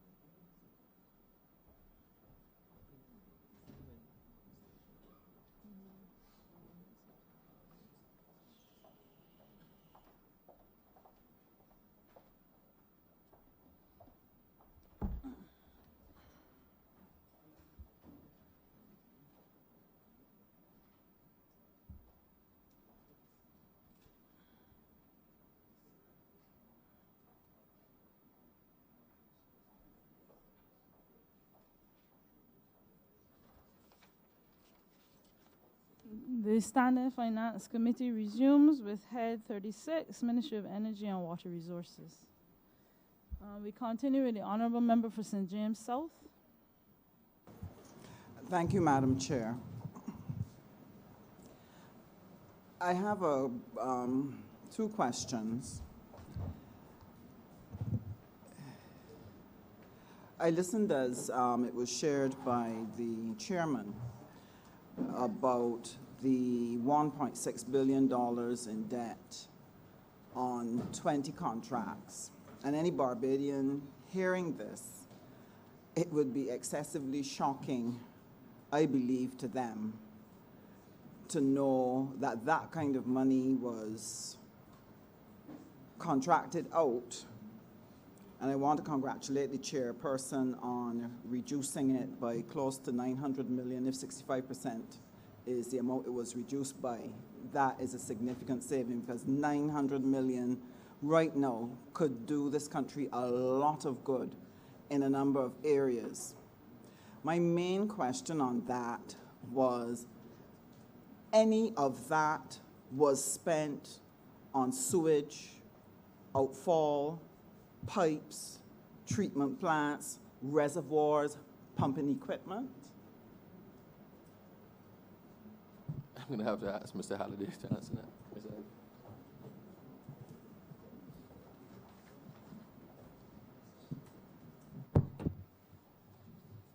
Good evening, Madam Chair. In response to your question, no. Those funds were spent on a variety of other projects, community tanks, building water tankers, and such like, but none of the examples you've mentioned so far, except for a commitment to a permanent desal plant.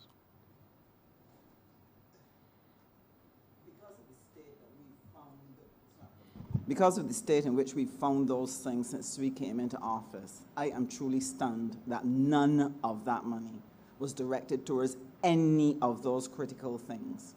And for me, it's an embarrassment as a Barbadian that Barbadians sat around a table and did this.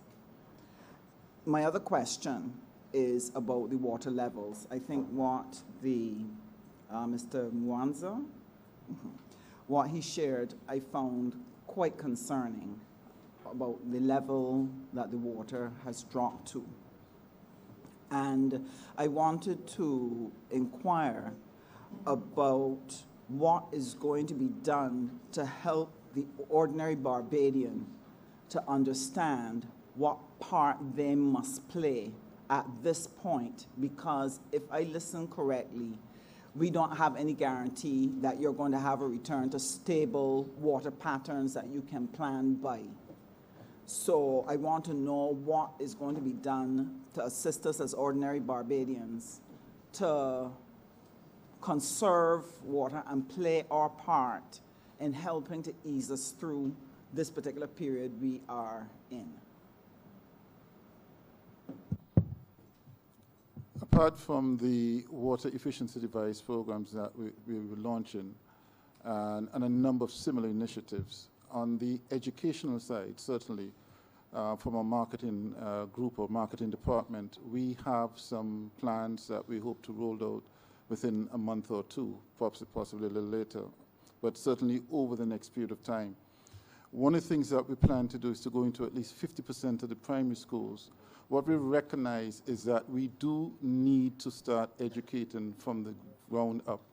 And while we'll be pushing the prohibition notice, and that should be made public from this weekend, and while we'll be looking to insist or push on Barbadians using water-saving devices, and generally to look at their own water security, we have realized that the area of education still seems to be lacking. And that's going to be a massive campaign that we're using. But as I said, we're going to start with the schools. Over the last year, and step up our PSAs as well, we estimate that by the end of this fiscal, for instance, we would have spent at least $700,000 in notices and PSAs. And notwithstanding the fact that we still get complaints that there's not enough information going out, there's not enough notification being placed out there. And we're looking at ways in which we can enhance this in terms of driving some of the traffic to our Facebook page, for argument's sake, or any of the other social media platforms we engage in, because through those platforms we can drive a certain agenda in terms of putting out information, in terms of sharing, for instance, what tariff rates are typically like in the region, in terms of sharing experiences on the sewage side, and particularly in terms of what's going on in the region from a water conservation standpoint, and from a drought mitigation standpoint. So these are the kind of initiatives we do have. We have a marketing and communications plan that we will follow through and roll out, and those are some of the elements so far. And one last question. One other thing I remember. Another thing that we are going to do very shortly is sometimes it's necessary to create a context for people to fully understand. You can say what it is that you want to say. You can say as often as you want to say, but sometimes other people need to see it in reality.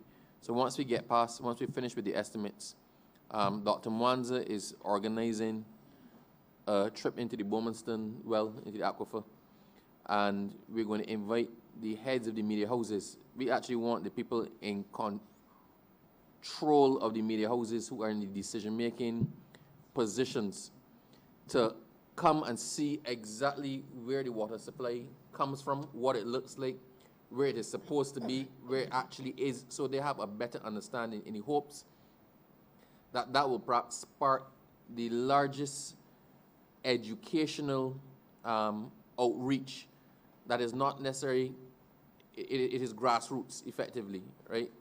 It is not necessarily pushed by the Barbados Water Authority, but by people sharing their experiences and who are in a position to share their experiences exhaustively. And once we can accommodate it, I'm going to invite my cabinet colleagues to come as well, because it would help you to go down 200, 300, 400 feet,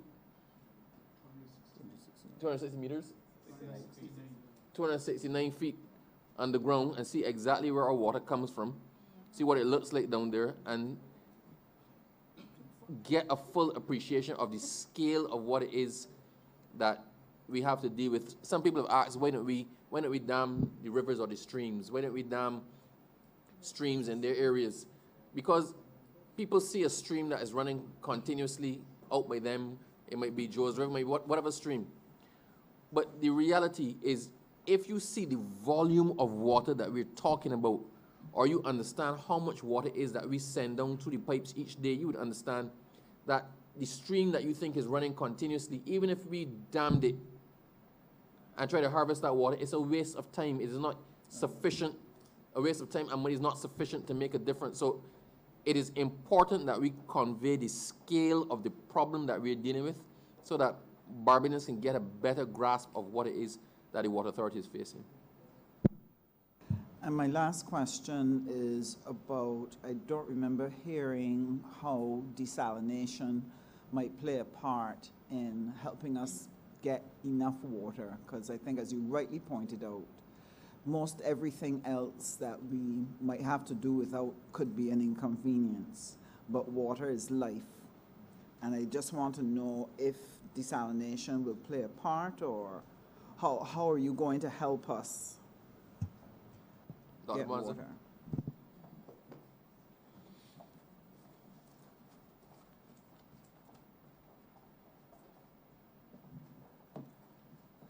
Please present your least technical explanation of desal. Yes, desalination is an option, and as you may be aware, we have utilized desalination to help us with the problems in the north in St. Lucie. We installed a small package desalination plant at Hope Plantation.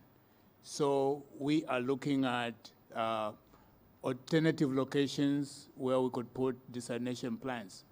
There are only two ways you can supplement the water supply in Barbados: desalination or using the treated wastewater from the sewage treatment plant. And as Dr. Seeley indicated, we are looking at both actions to be able to deal with the water supply situation. Just one thing, honorable member, just to create some context. The difficulty around desalination is that it's an exceedingly energy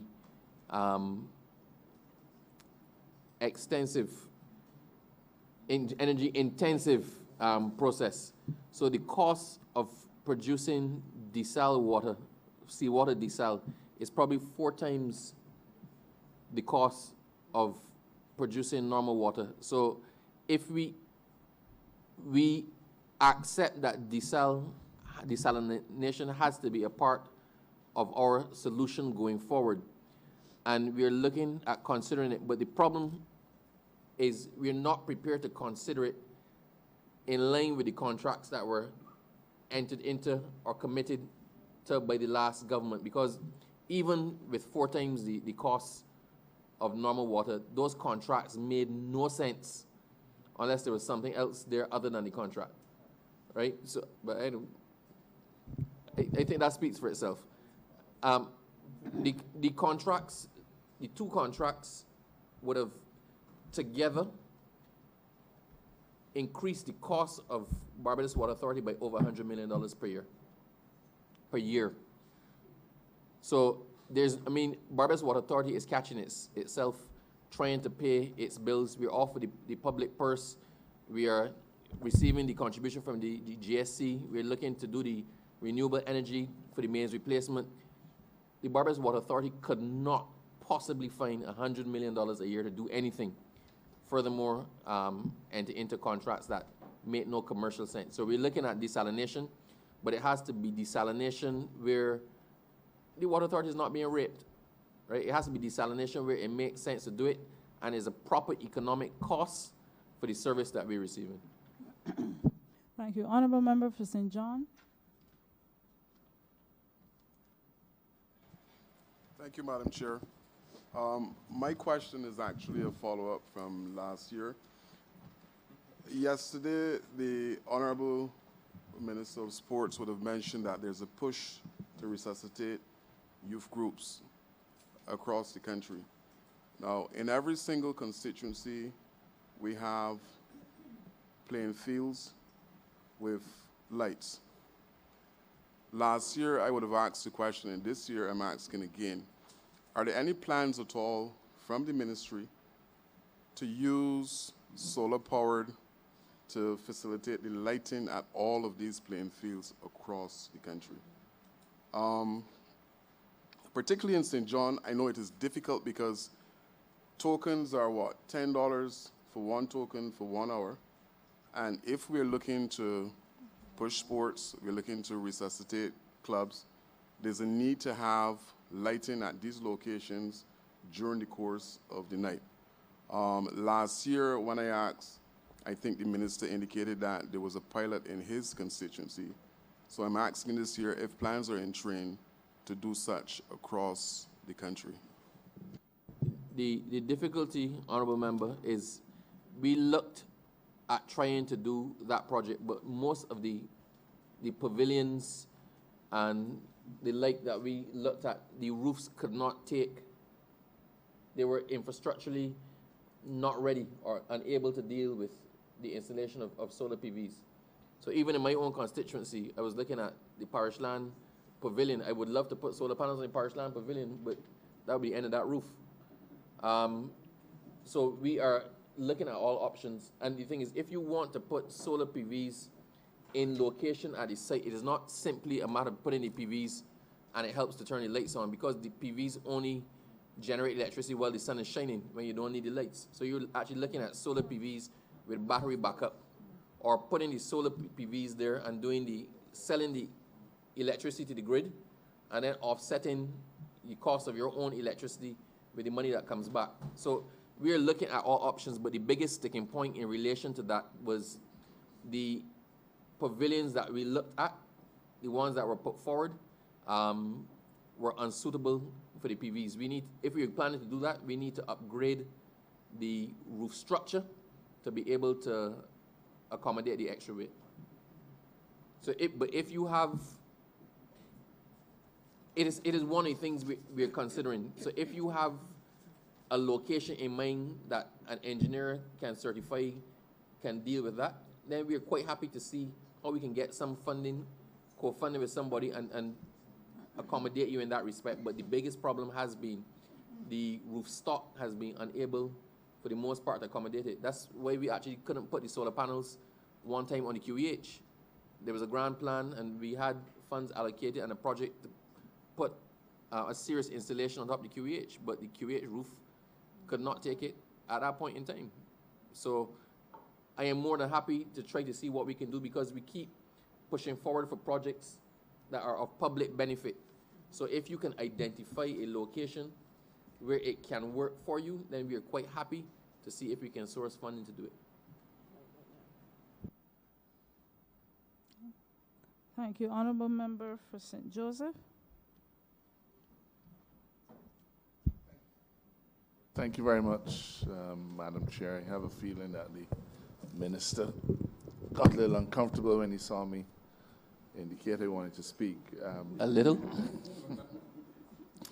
But of course, before I begin to excoriate him, Water Authority, and his team, well, I'm not going to do that. But first of all, let me thank the minister for all of his hard work.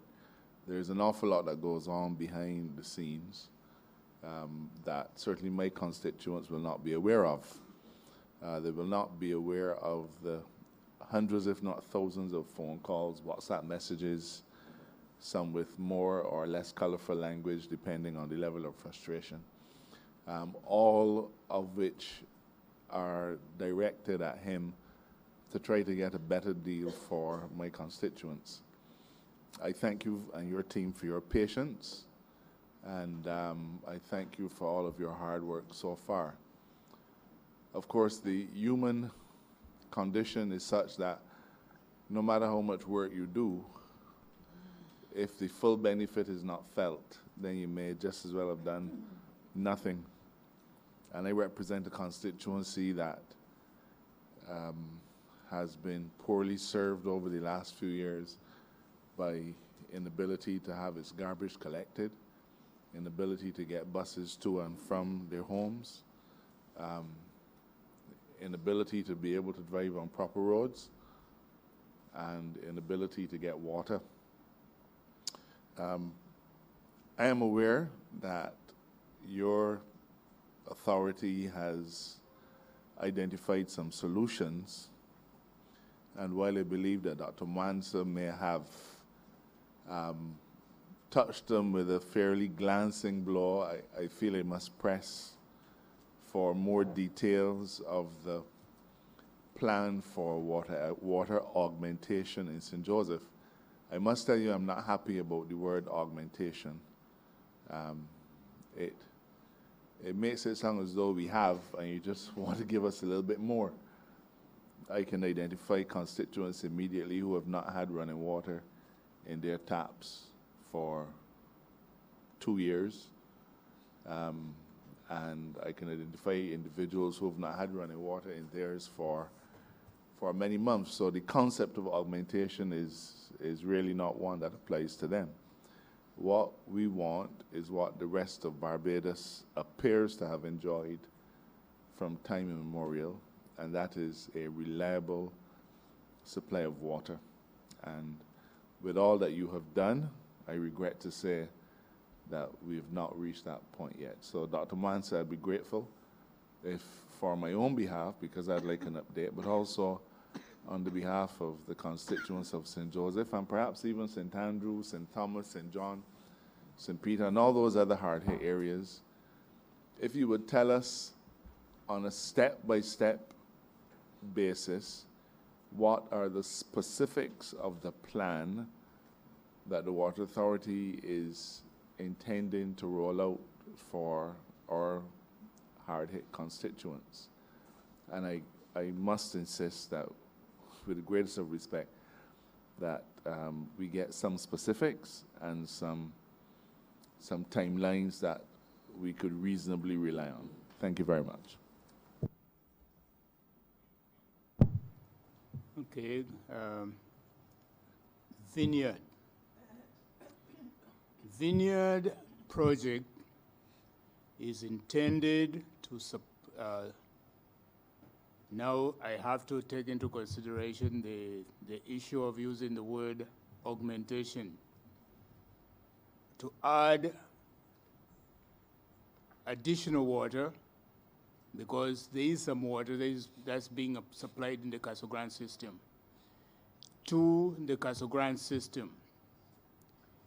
We have completed the designs for that system, which comprises of several elements. One element consists of building a new pumping station next to the Vineyard Reservoir in St. Philip,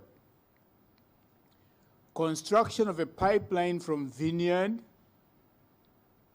to the top of Stewart's Hill. The reservoir location is actually next to Mount Pleasant Plantation House.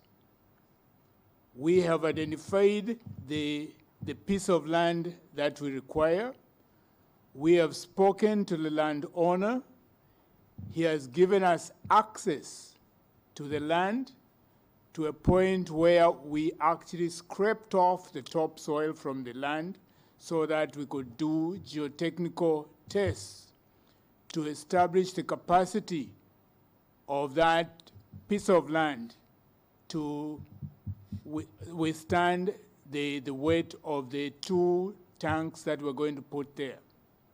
So there will be a new pipeline that will go from Vineyard to Mount Pleasant to feed water into the 2 tanks, and we have opted to use 2 tanks, which is not the standard practice, because normally what we have done is construct 1 big tank. And when we need to maintain that creates difficulties. So what we have done is divide the capacity of the total capacity that is to be installed of 1 million into 2 tanks, so that if you have to do maintenance on one, you'll still be able to maintain supply with the other. We have also designed another pumping station which will take the water out of the 2 tanks at Mount Pleasant and pump it towards Bomerston, and from Bomerston, that water is going to go into Gordon Ridge Reservoir. That will also require a pipeline that runs from Mount Pleasant through Messiah Street and into the Bomerston system. The pumps for the 2 stations have been ordered. The tanks for the two tanks have been ordered. The pipes have been ordered. We started receiving some of the pipes We have received 3 shipments so far of high-density polyethylene pipe, which is what we're going to use. In order to put in those pipes, we have to negotiate with the union an arrangement where we will use multiple private contractors to dig the trenches. And then the Water Authority will put in the pipe. We have an existing collective bargaining agreement with the BWU, which says any mains that are not on the site, for example, if a developer is doing a housing development, the pipes within that development can be installed by the developer. Any pipes that are off-site and coming back onto the main road and connecting to our mains, those are to be done by the Water Authority. So on each project, when we have to vary that, we have to sit down with them and reach an agreement. We did that in 2014. Yeah, we did that in 2014, and we did it in 2006, and we have dealt with it on other projects. So we expect that once we could demonstrate to the BWU that the BWA workmen will still be fully employed and will not be displaced by assigning some of that work to private contractors, then we should have no problems. Unfortunately, we have had some financial constraints with regard to being able to pay for all the materials that we require. The estimated cost for the vineyard project is $14.8 million. When we started off doing the project, we were only supposed to provide seed money to start the project off, and then we're supposed to get a loan from the NIS. So we are working on that, and as soon as all the funds are available and with the materials that we have in place, we should be able to start some of the work as soon as possible. I had hoped to have heard better news. I'm a little bit concerned that you now have to negotiate with the union and that you don't currently have the funding.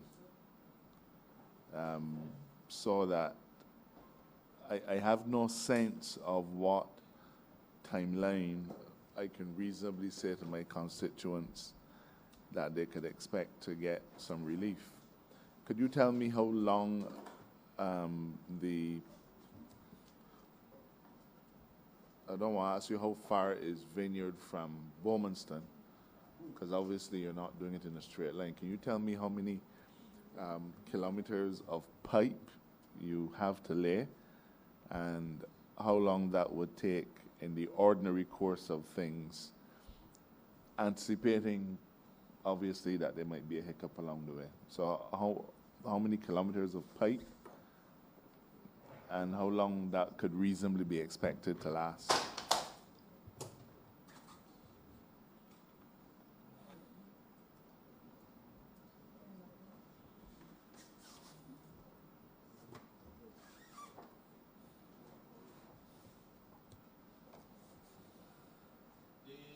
The distance from Vineyard to Bowmanston is 14 kilometers, and that work can be completed within 4 to 6 months.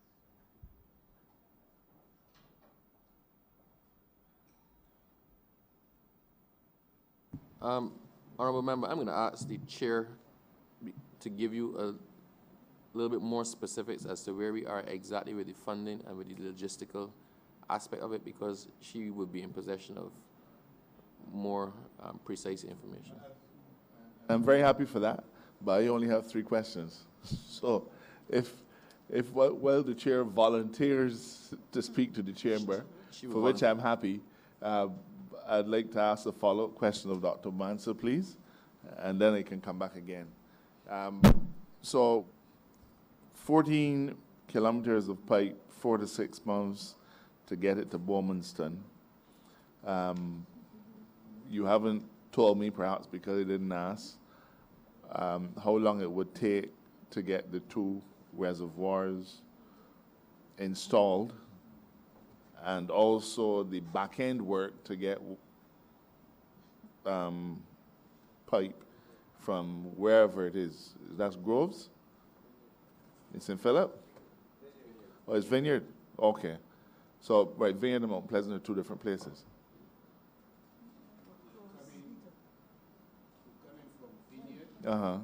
Straight to Bowmanston? No, from Vineyard, we are coming towards 3 Houses. Right. Follow that road that will bring you to the bottom of Mount Pleasant Hill. And that's where the reservoirs are going? And then we're going to go up Mount Pleasant Hill, go through the cut road in Mount Pleasant, and come in through another cut road to Mount Pleasant Plantation. So we're not coming up Stewart's Hill. Okay. And it's at Mount Pleasant that the reservoirs will be? Yes, next to Mount Right. Mount Pleasant Plantation House. And then it's 14 kilometers to Bowmanston? No, that's the total distance. The total, right. But then once we get connected to Bowmanston, yes, is that the end of our problems, or is there no, or will there then be a need to do further works in order to resolve our issues? That project will be able to deliver water into the Golden Ridge Reservoir. In 2016, a new pipeline was installed from Golden Ridge right up to Castle Grande. We came up through Golden Ridge, through Paris Hill, Blackmans, Coffee Gully, and into Castle Grande. That was installed. So the delivery of water will then be available through that main direct to Castle Grande. What we still have to do, based on what we have encountered when we added in the additional water from Epps Hill and Trents, is that we still have to upgrade now the distribution network within the areas that are serviced by Castle Grande, so that we reduce the number of burst burns and the number of losses.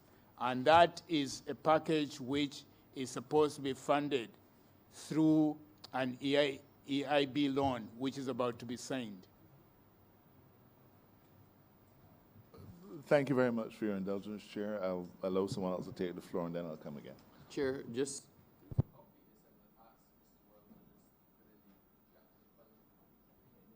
well, what I will say as well is that we're not just looking at the Vineyard for increased water. We're looking at increased water as well from Ionics, but we need to increase our pumping capacity that leads from the plant, because the pipes are what they are. The network is what it is. So even if we have more water in this spot available, we still have to go through the same pipes and the same pumps. So unless we increase capacity along the lines as it branches off to different places, different reservoirs, or goes into different networks, you're going to be pumping more at this end and reaching a bottleneck somewhere else, which would then create greater pressure and result in bursts. So we're actually looking at increasing the pumping capacity at St. Stephen's. So we're trying overall to get more water into the system while reducing the bursts that are likely to cause by the increased pressure. Yes, good afternoon again, Madam Chair. We have been basically working with, as I said, the Ministry of Finance in terms of regularizing our billing and recovery system. And what we have been doing is basically using the funds as we collect them in order to facilitate the financing of the project. We have ordered, as Dr. Malanza would have indicated, a majority of the pipes and equipment that we require. We have sat with the Director of Economic Affairs in the Ministry of Finance, and we have worked out a plan in terms of how we are going to be paying for these things as they come along. And the entire project basically we anticipate will be completed within a six-month period of time, by which time we would have made all of the payments, because it's being done in stage payments with the assistance and planning with the Ministry of Finance. And of course, with the signing of the EIB loan, we will be able to then draw down even more than just what we've been able to put together through recovering considerable amount of money that had been owed to the Barbados Water Authority. So while though not ideal to use our cash for capital projects, given the urgency of the situation, we have decided that's the way we're going to go. Thank you. Given the time, I would kindly ask, we'll take one more member. I'll kindly ask the others to save their questions as we continue tomorrow. We'll take the question from Honorable Member for St. Lucie. Thank you, Madam Chair. Let me begin by first thanking the Honorable Minister and his team for the very good work they are doing in very difficult circumstances. Indeed, they have been dealt a almost unplayable hand, but I do believe, given the commitment and some of the results that we've already seen, that they are doing their very best. I have specifically two questions. We say the matter of water and the problems we're having has already been, in my view, dealt with to some extent. We have had challenges in St. Lucie as well, but I want to thank the Honorable Minister and his team for the work that they have done in that regard and that they are continuing to do. There's still some issues, but of course, you know, I believe they will be sorted out during the process of time. I speak more now from the standpoint of the Ministry of Transport Works and Maintenance. We have several complaints across the board with persons speaking about roads being dug up after their surface because of the replacement of mains, etc. And this is, the public complains very much about this. Now, I recall some time ago, some mains were ordered. I don't recall them based on what we've heard being delivered. And this in itself has affected the Water Authority from doing their particular work. I want to know basically what is the procurement system, if you're having challenges with it, what if this has resulted in the particular area that you, in the particular situation now that you face.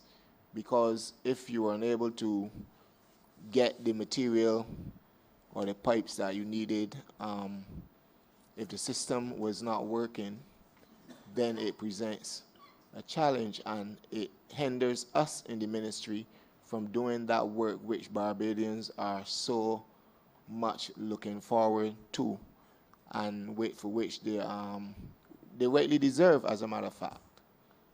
So I want to hear from you, Minister, or the chairman of your board, whomever, to just explain and let us know what is happening in that regard. Thank you, Minister.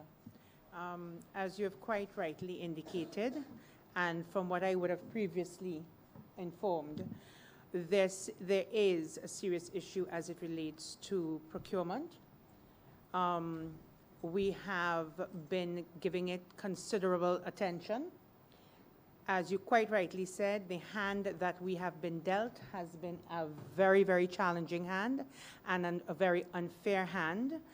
I wish to take the opportunity to compliment the engineering department of the Barbados Water Authority, who, in an effort to help us understand just exactly what we had in stock, they themselves went and started to do counts, in particular for the pipes as it relates to Highways 1 and Highway 7. And Highways 1 and Highway 7, to be able to get a proper understanding of just how much, what we have, and where they have, and where it is. We found a system, what I would call, of just pure chaos. Actually, thank you, Minister. Where there was no system in terms of how pipes were stored, how fittings were stored, et cetera, and we had to take a department whose responsibility it is not, the engineering department, to sit and actually manually, the engineers, training engineers, engineering assistants, to sit down and be able to do literally a stock taking. And to tell you how confused it was, you would figure if you're going to use 10-inch pipes and 8-inch pipes or 12-inch pipes, you would pack all of them in one area. No, everything was packed one on top of the other. So it's basically now sorting out a system whereby 10-inch pipes are placed one particular place, and it can't be in one particular area only because of transportation, given where all of our pipes and mains would be. So it is, the engineers have been assisting in developing a system that eradicates the confusion that existed and the confusion that we inherited. And once that exercise has been completed, we will be in a much better position. I received on the weekend from the Director of Engineering a full list of all of the material that we require to maintain the existing structures that we have within Barbados. And it is alarming to see that list versus what we actually have available. So it's basically trying to spread the resources, the very limited resources that we have, to cover every area possible. And this is information that was never in the public domain before. It is a task, a monumental task, to put order back into the procurement department at the Barbados Water Authority. Thank you. And is there a time frame within which you would hope to do this in terms of the order within the procurement department, seeing that this obviously will impact on road works and other works that you may have to carry out? As soon as possible. Good answer. Thank you, Minister. I have another question, though. Last one, member. Totally not related to water at all. In terms of energy, could you explain, Minister, some of the initiatives that your ministry is undertaking to advance the progress of the, as we move towards 2030 or deadline? I'm going to ask the Permanent Secretary in the Ministry to tackle that one. Good afternoon, and thank you for the question. As we move towards 2030, the ministry is engaged in a number of initiatives, recognizing that this is a transformative process that we are undertaking as we seek to move the country from fossil fuel-based towards renewables. As we started on this journey, we recognized that a number of background, a number of foundational work needed to occur first before we can build the momentum to keep going. Some of these relate to, first of all, the market structure that we have is one that it is a monopoly-based, vertical monopoly in the case of the light and power. And we're moving that to one where it is, the economists would say it's a monopsony, where you have several sellers and one buyer. So in that market structure, what we're doing in the ministry is trying to determine the structures and the roles of all the players within that market to provide clarity, to provide assurance to the stakeholders that they are able to compete with the utility in the supply of their generation capacity to the grid. We have also sought to provide some clarity to investors by implementing, changing the legislation. We had an amendment to the legislation that provided for 5 licenses to the utility: generation, transmission and distribution, storage, sales, and dispatch. That sent a clear signal to the market that suggested that you as an IPP have an opportunity to play in the space of generation. Independent power producer is the acronym for IPP, that you're able to supply storage to help with the frequency variations that is part of what the renewable energy infrastructure would provide or would create. It also provided them with the opportunity to know that they can clearly enter the space for generation, because prior to 2013, when the first amendment or the first legislation was passed, the Electric Light and Power Act, one could not generate and supply or sell to the grid your electricity or your energy. That piece of legislation made it possible for individuals to do that service. So we recognize that as we move forward with this transformational process, that current piece of legislation will not take us very far. We needed to have an environment that responds to the market needs. And therefore, the ministry joined this year, and we will continue into the new financial year. We've addressed the task of developing a new piece of legislation that is currently in draft and is currently engaging the attention of stakeholders for their comments. And that we expect would replace the current Electric Light and Power Act to provide a more contemporary piece of legislation to encourage investment within the sector. It would also define the roles of the agencies, such as the ministry itself, the role of the utility, the role of the FTC, and certainly that of the independent power producers. In addition, we have been working to evolve a pricing policy, and this has been done in conjunction with the Fair Trading Commission. And what is evolving is a hybrid process, because our energy policy speaks to government's mandate to have as much local participation as possible from entrepreneurs within Barbados be able to participate in the energy space. And with that, we sought to ensure that we have greater local participation, because that would also help on the other end, where we're able to retain much more of the foreign exchange, notwithstanding what we have to use to purchase the inputs for the renewable energy systems.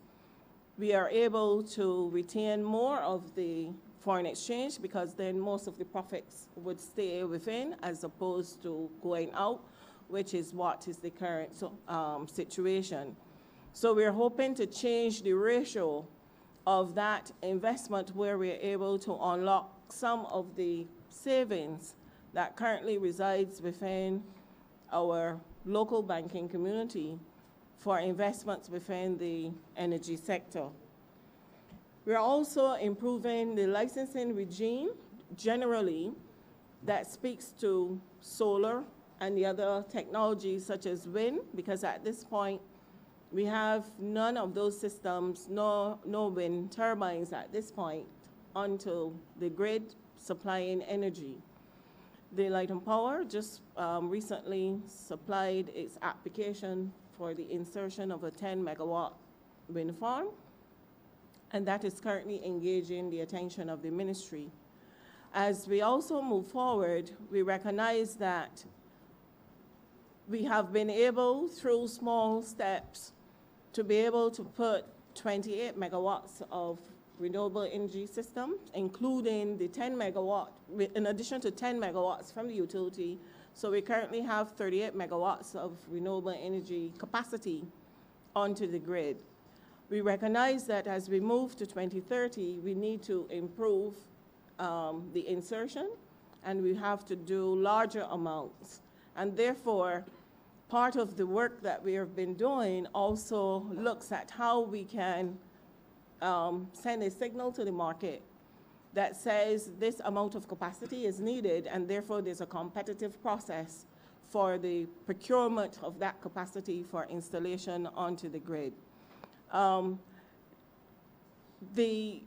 Many of the initiatives has to be done simultaneously because the time frame, we don't have a long time frame to get to 2030. We now have about 9 years or so remaining. And therefore, we have to collectively undertake a number of the foundational work simultaneously so that we are able to bring clarity to the market. We are able to bring some level of assurances to invite both local participation as well as foreign direct investment to the energy space. So that provides a summary of some of the initiatives that we've been doing. Thank you. Thank you. Chairperson, I move that you now report progress to His Honour the Speaker and to beg leave to sit again. Question is, I now report to the Honorable Speaker progress and ask for leave to sit again. All honorable members in favor, please say aye. All honorable members against, please say nay. Methinks the ayes have it.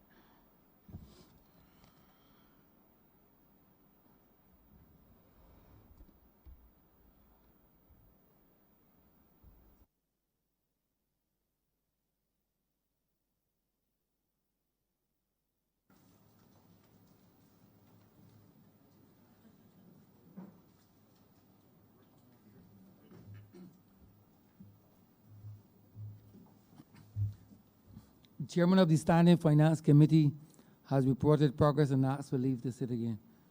Honorable Leader, Government Business.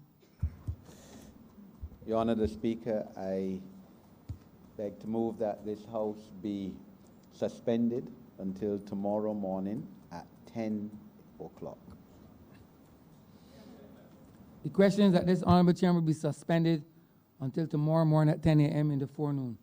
All those honorable members in favor, please say aye. Those against, please say no. Me think the ayes have it. This Honorable Chamber stands suspended until 10 a.m. tomorrow in the forenoon.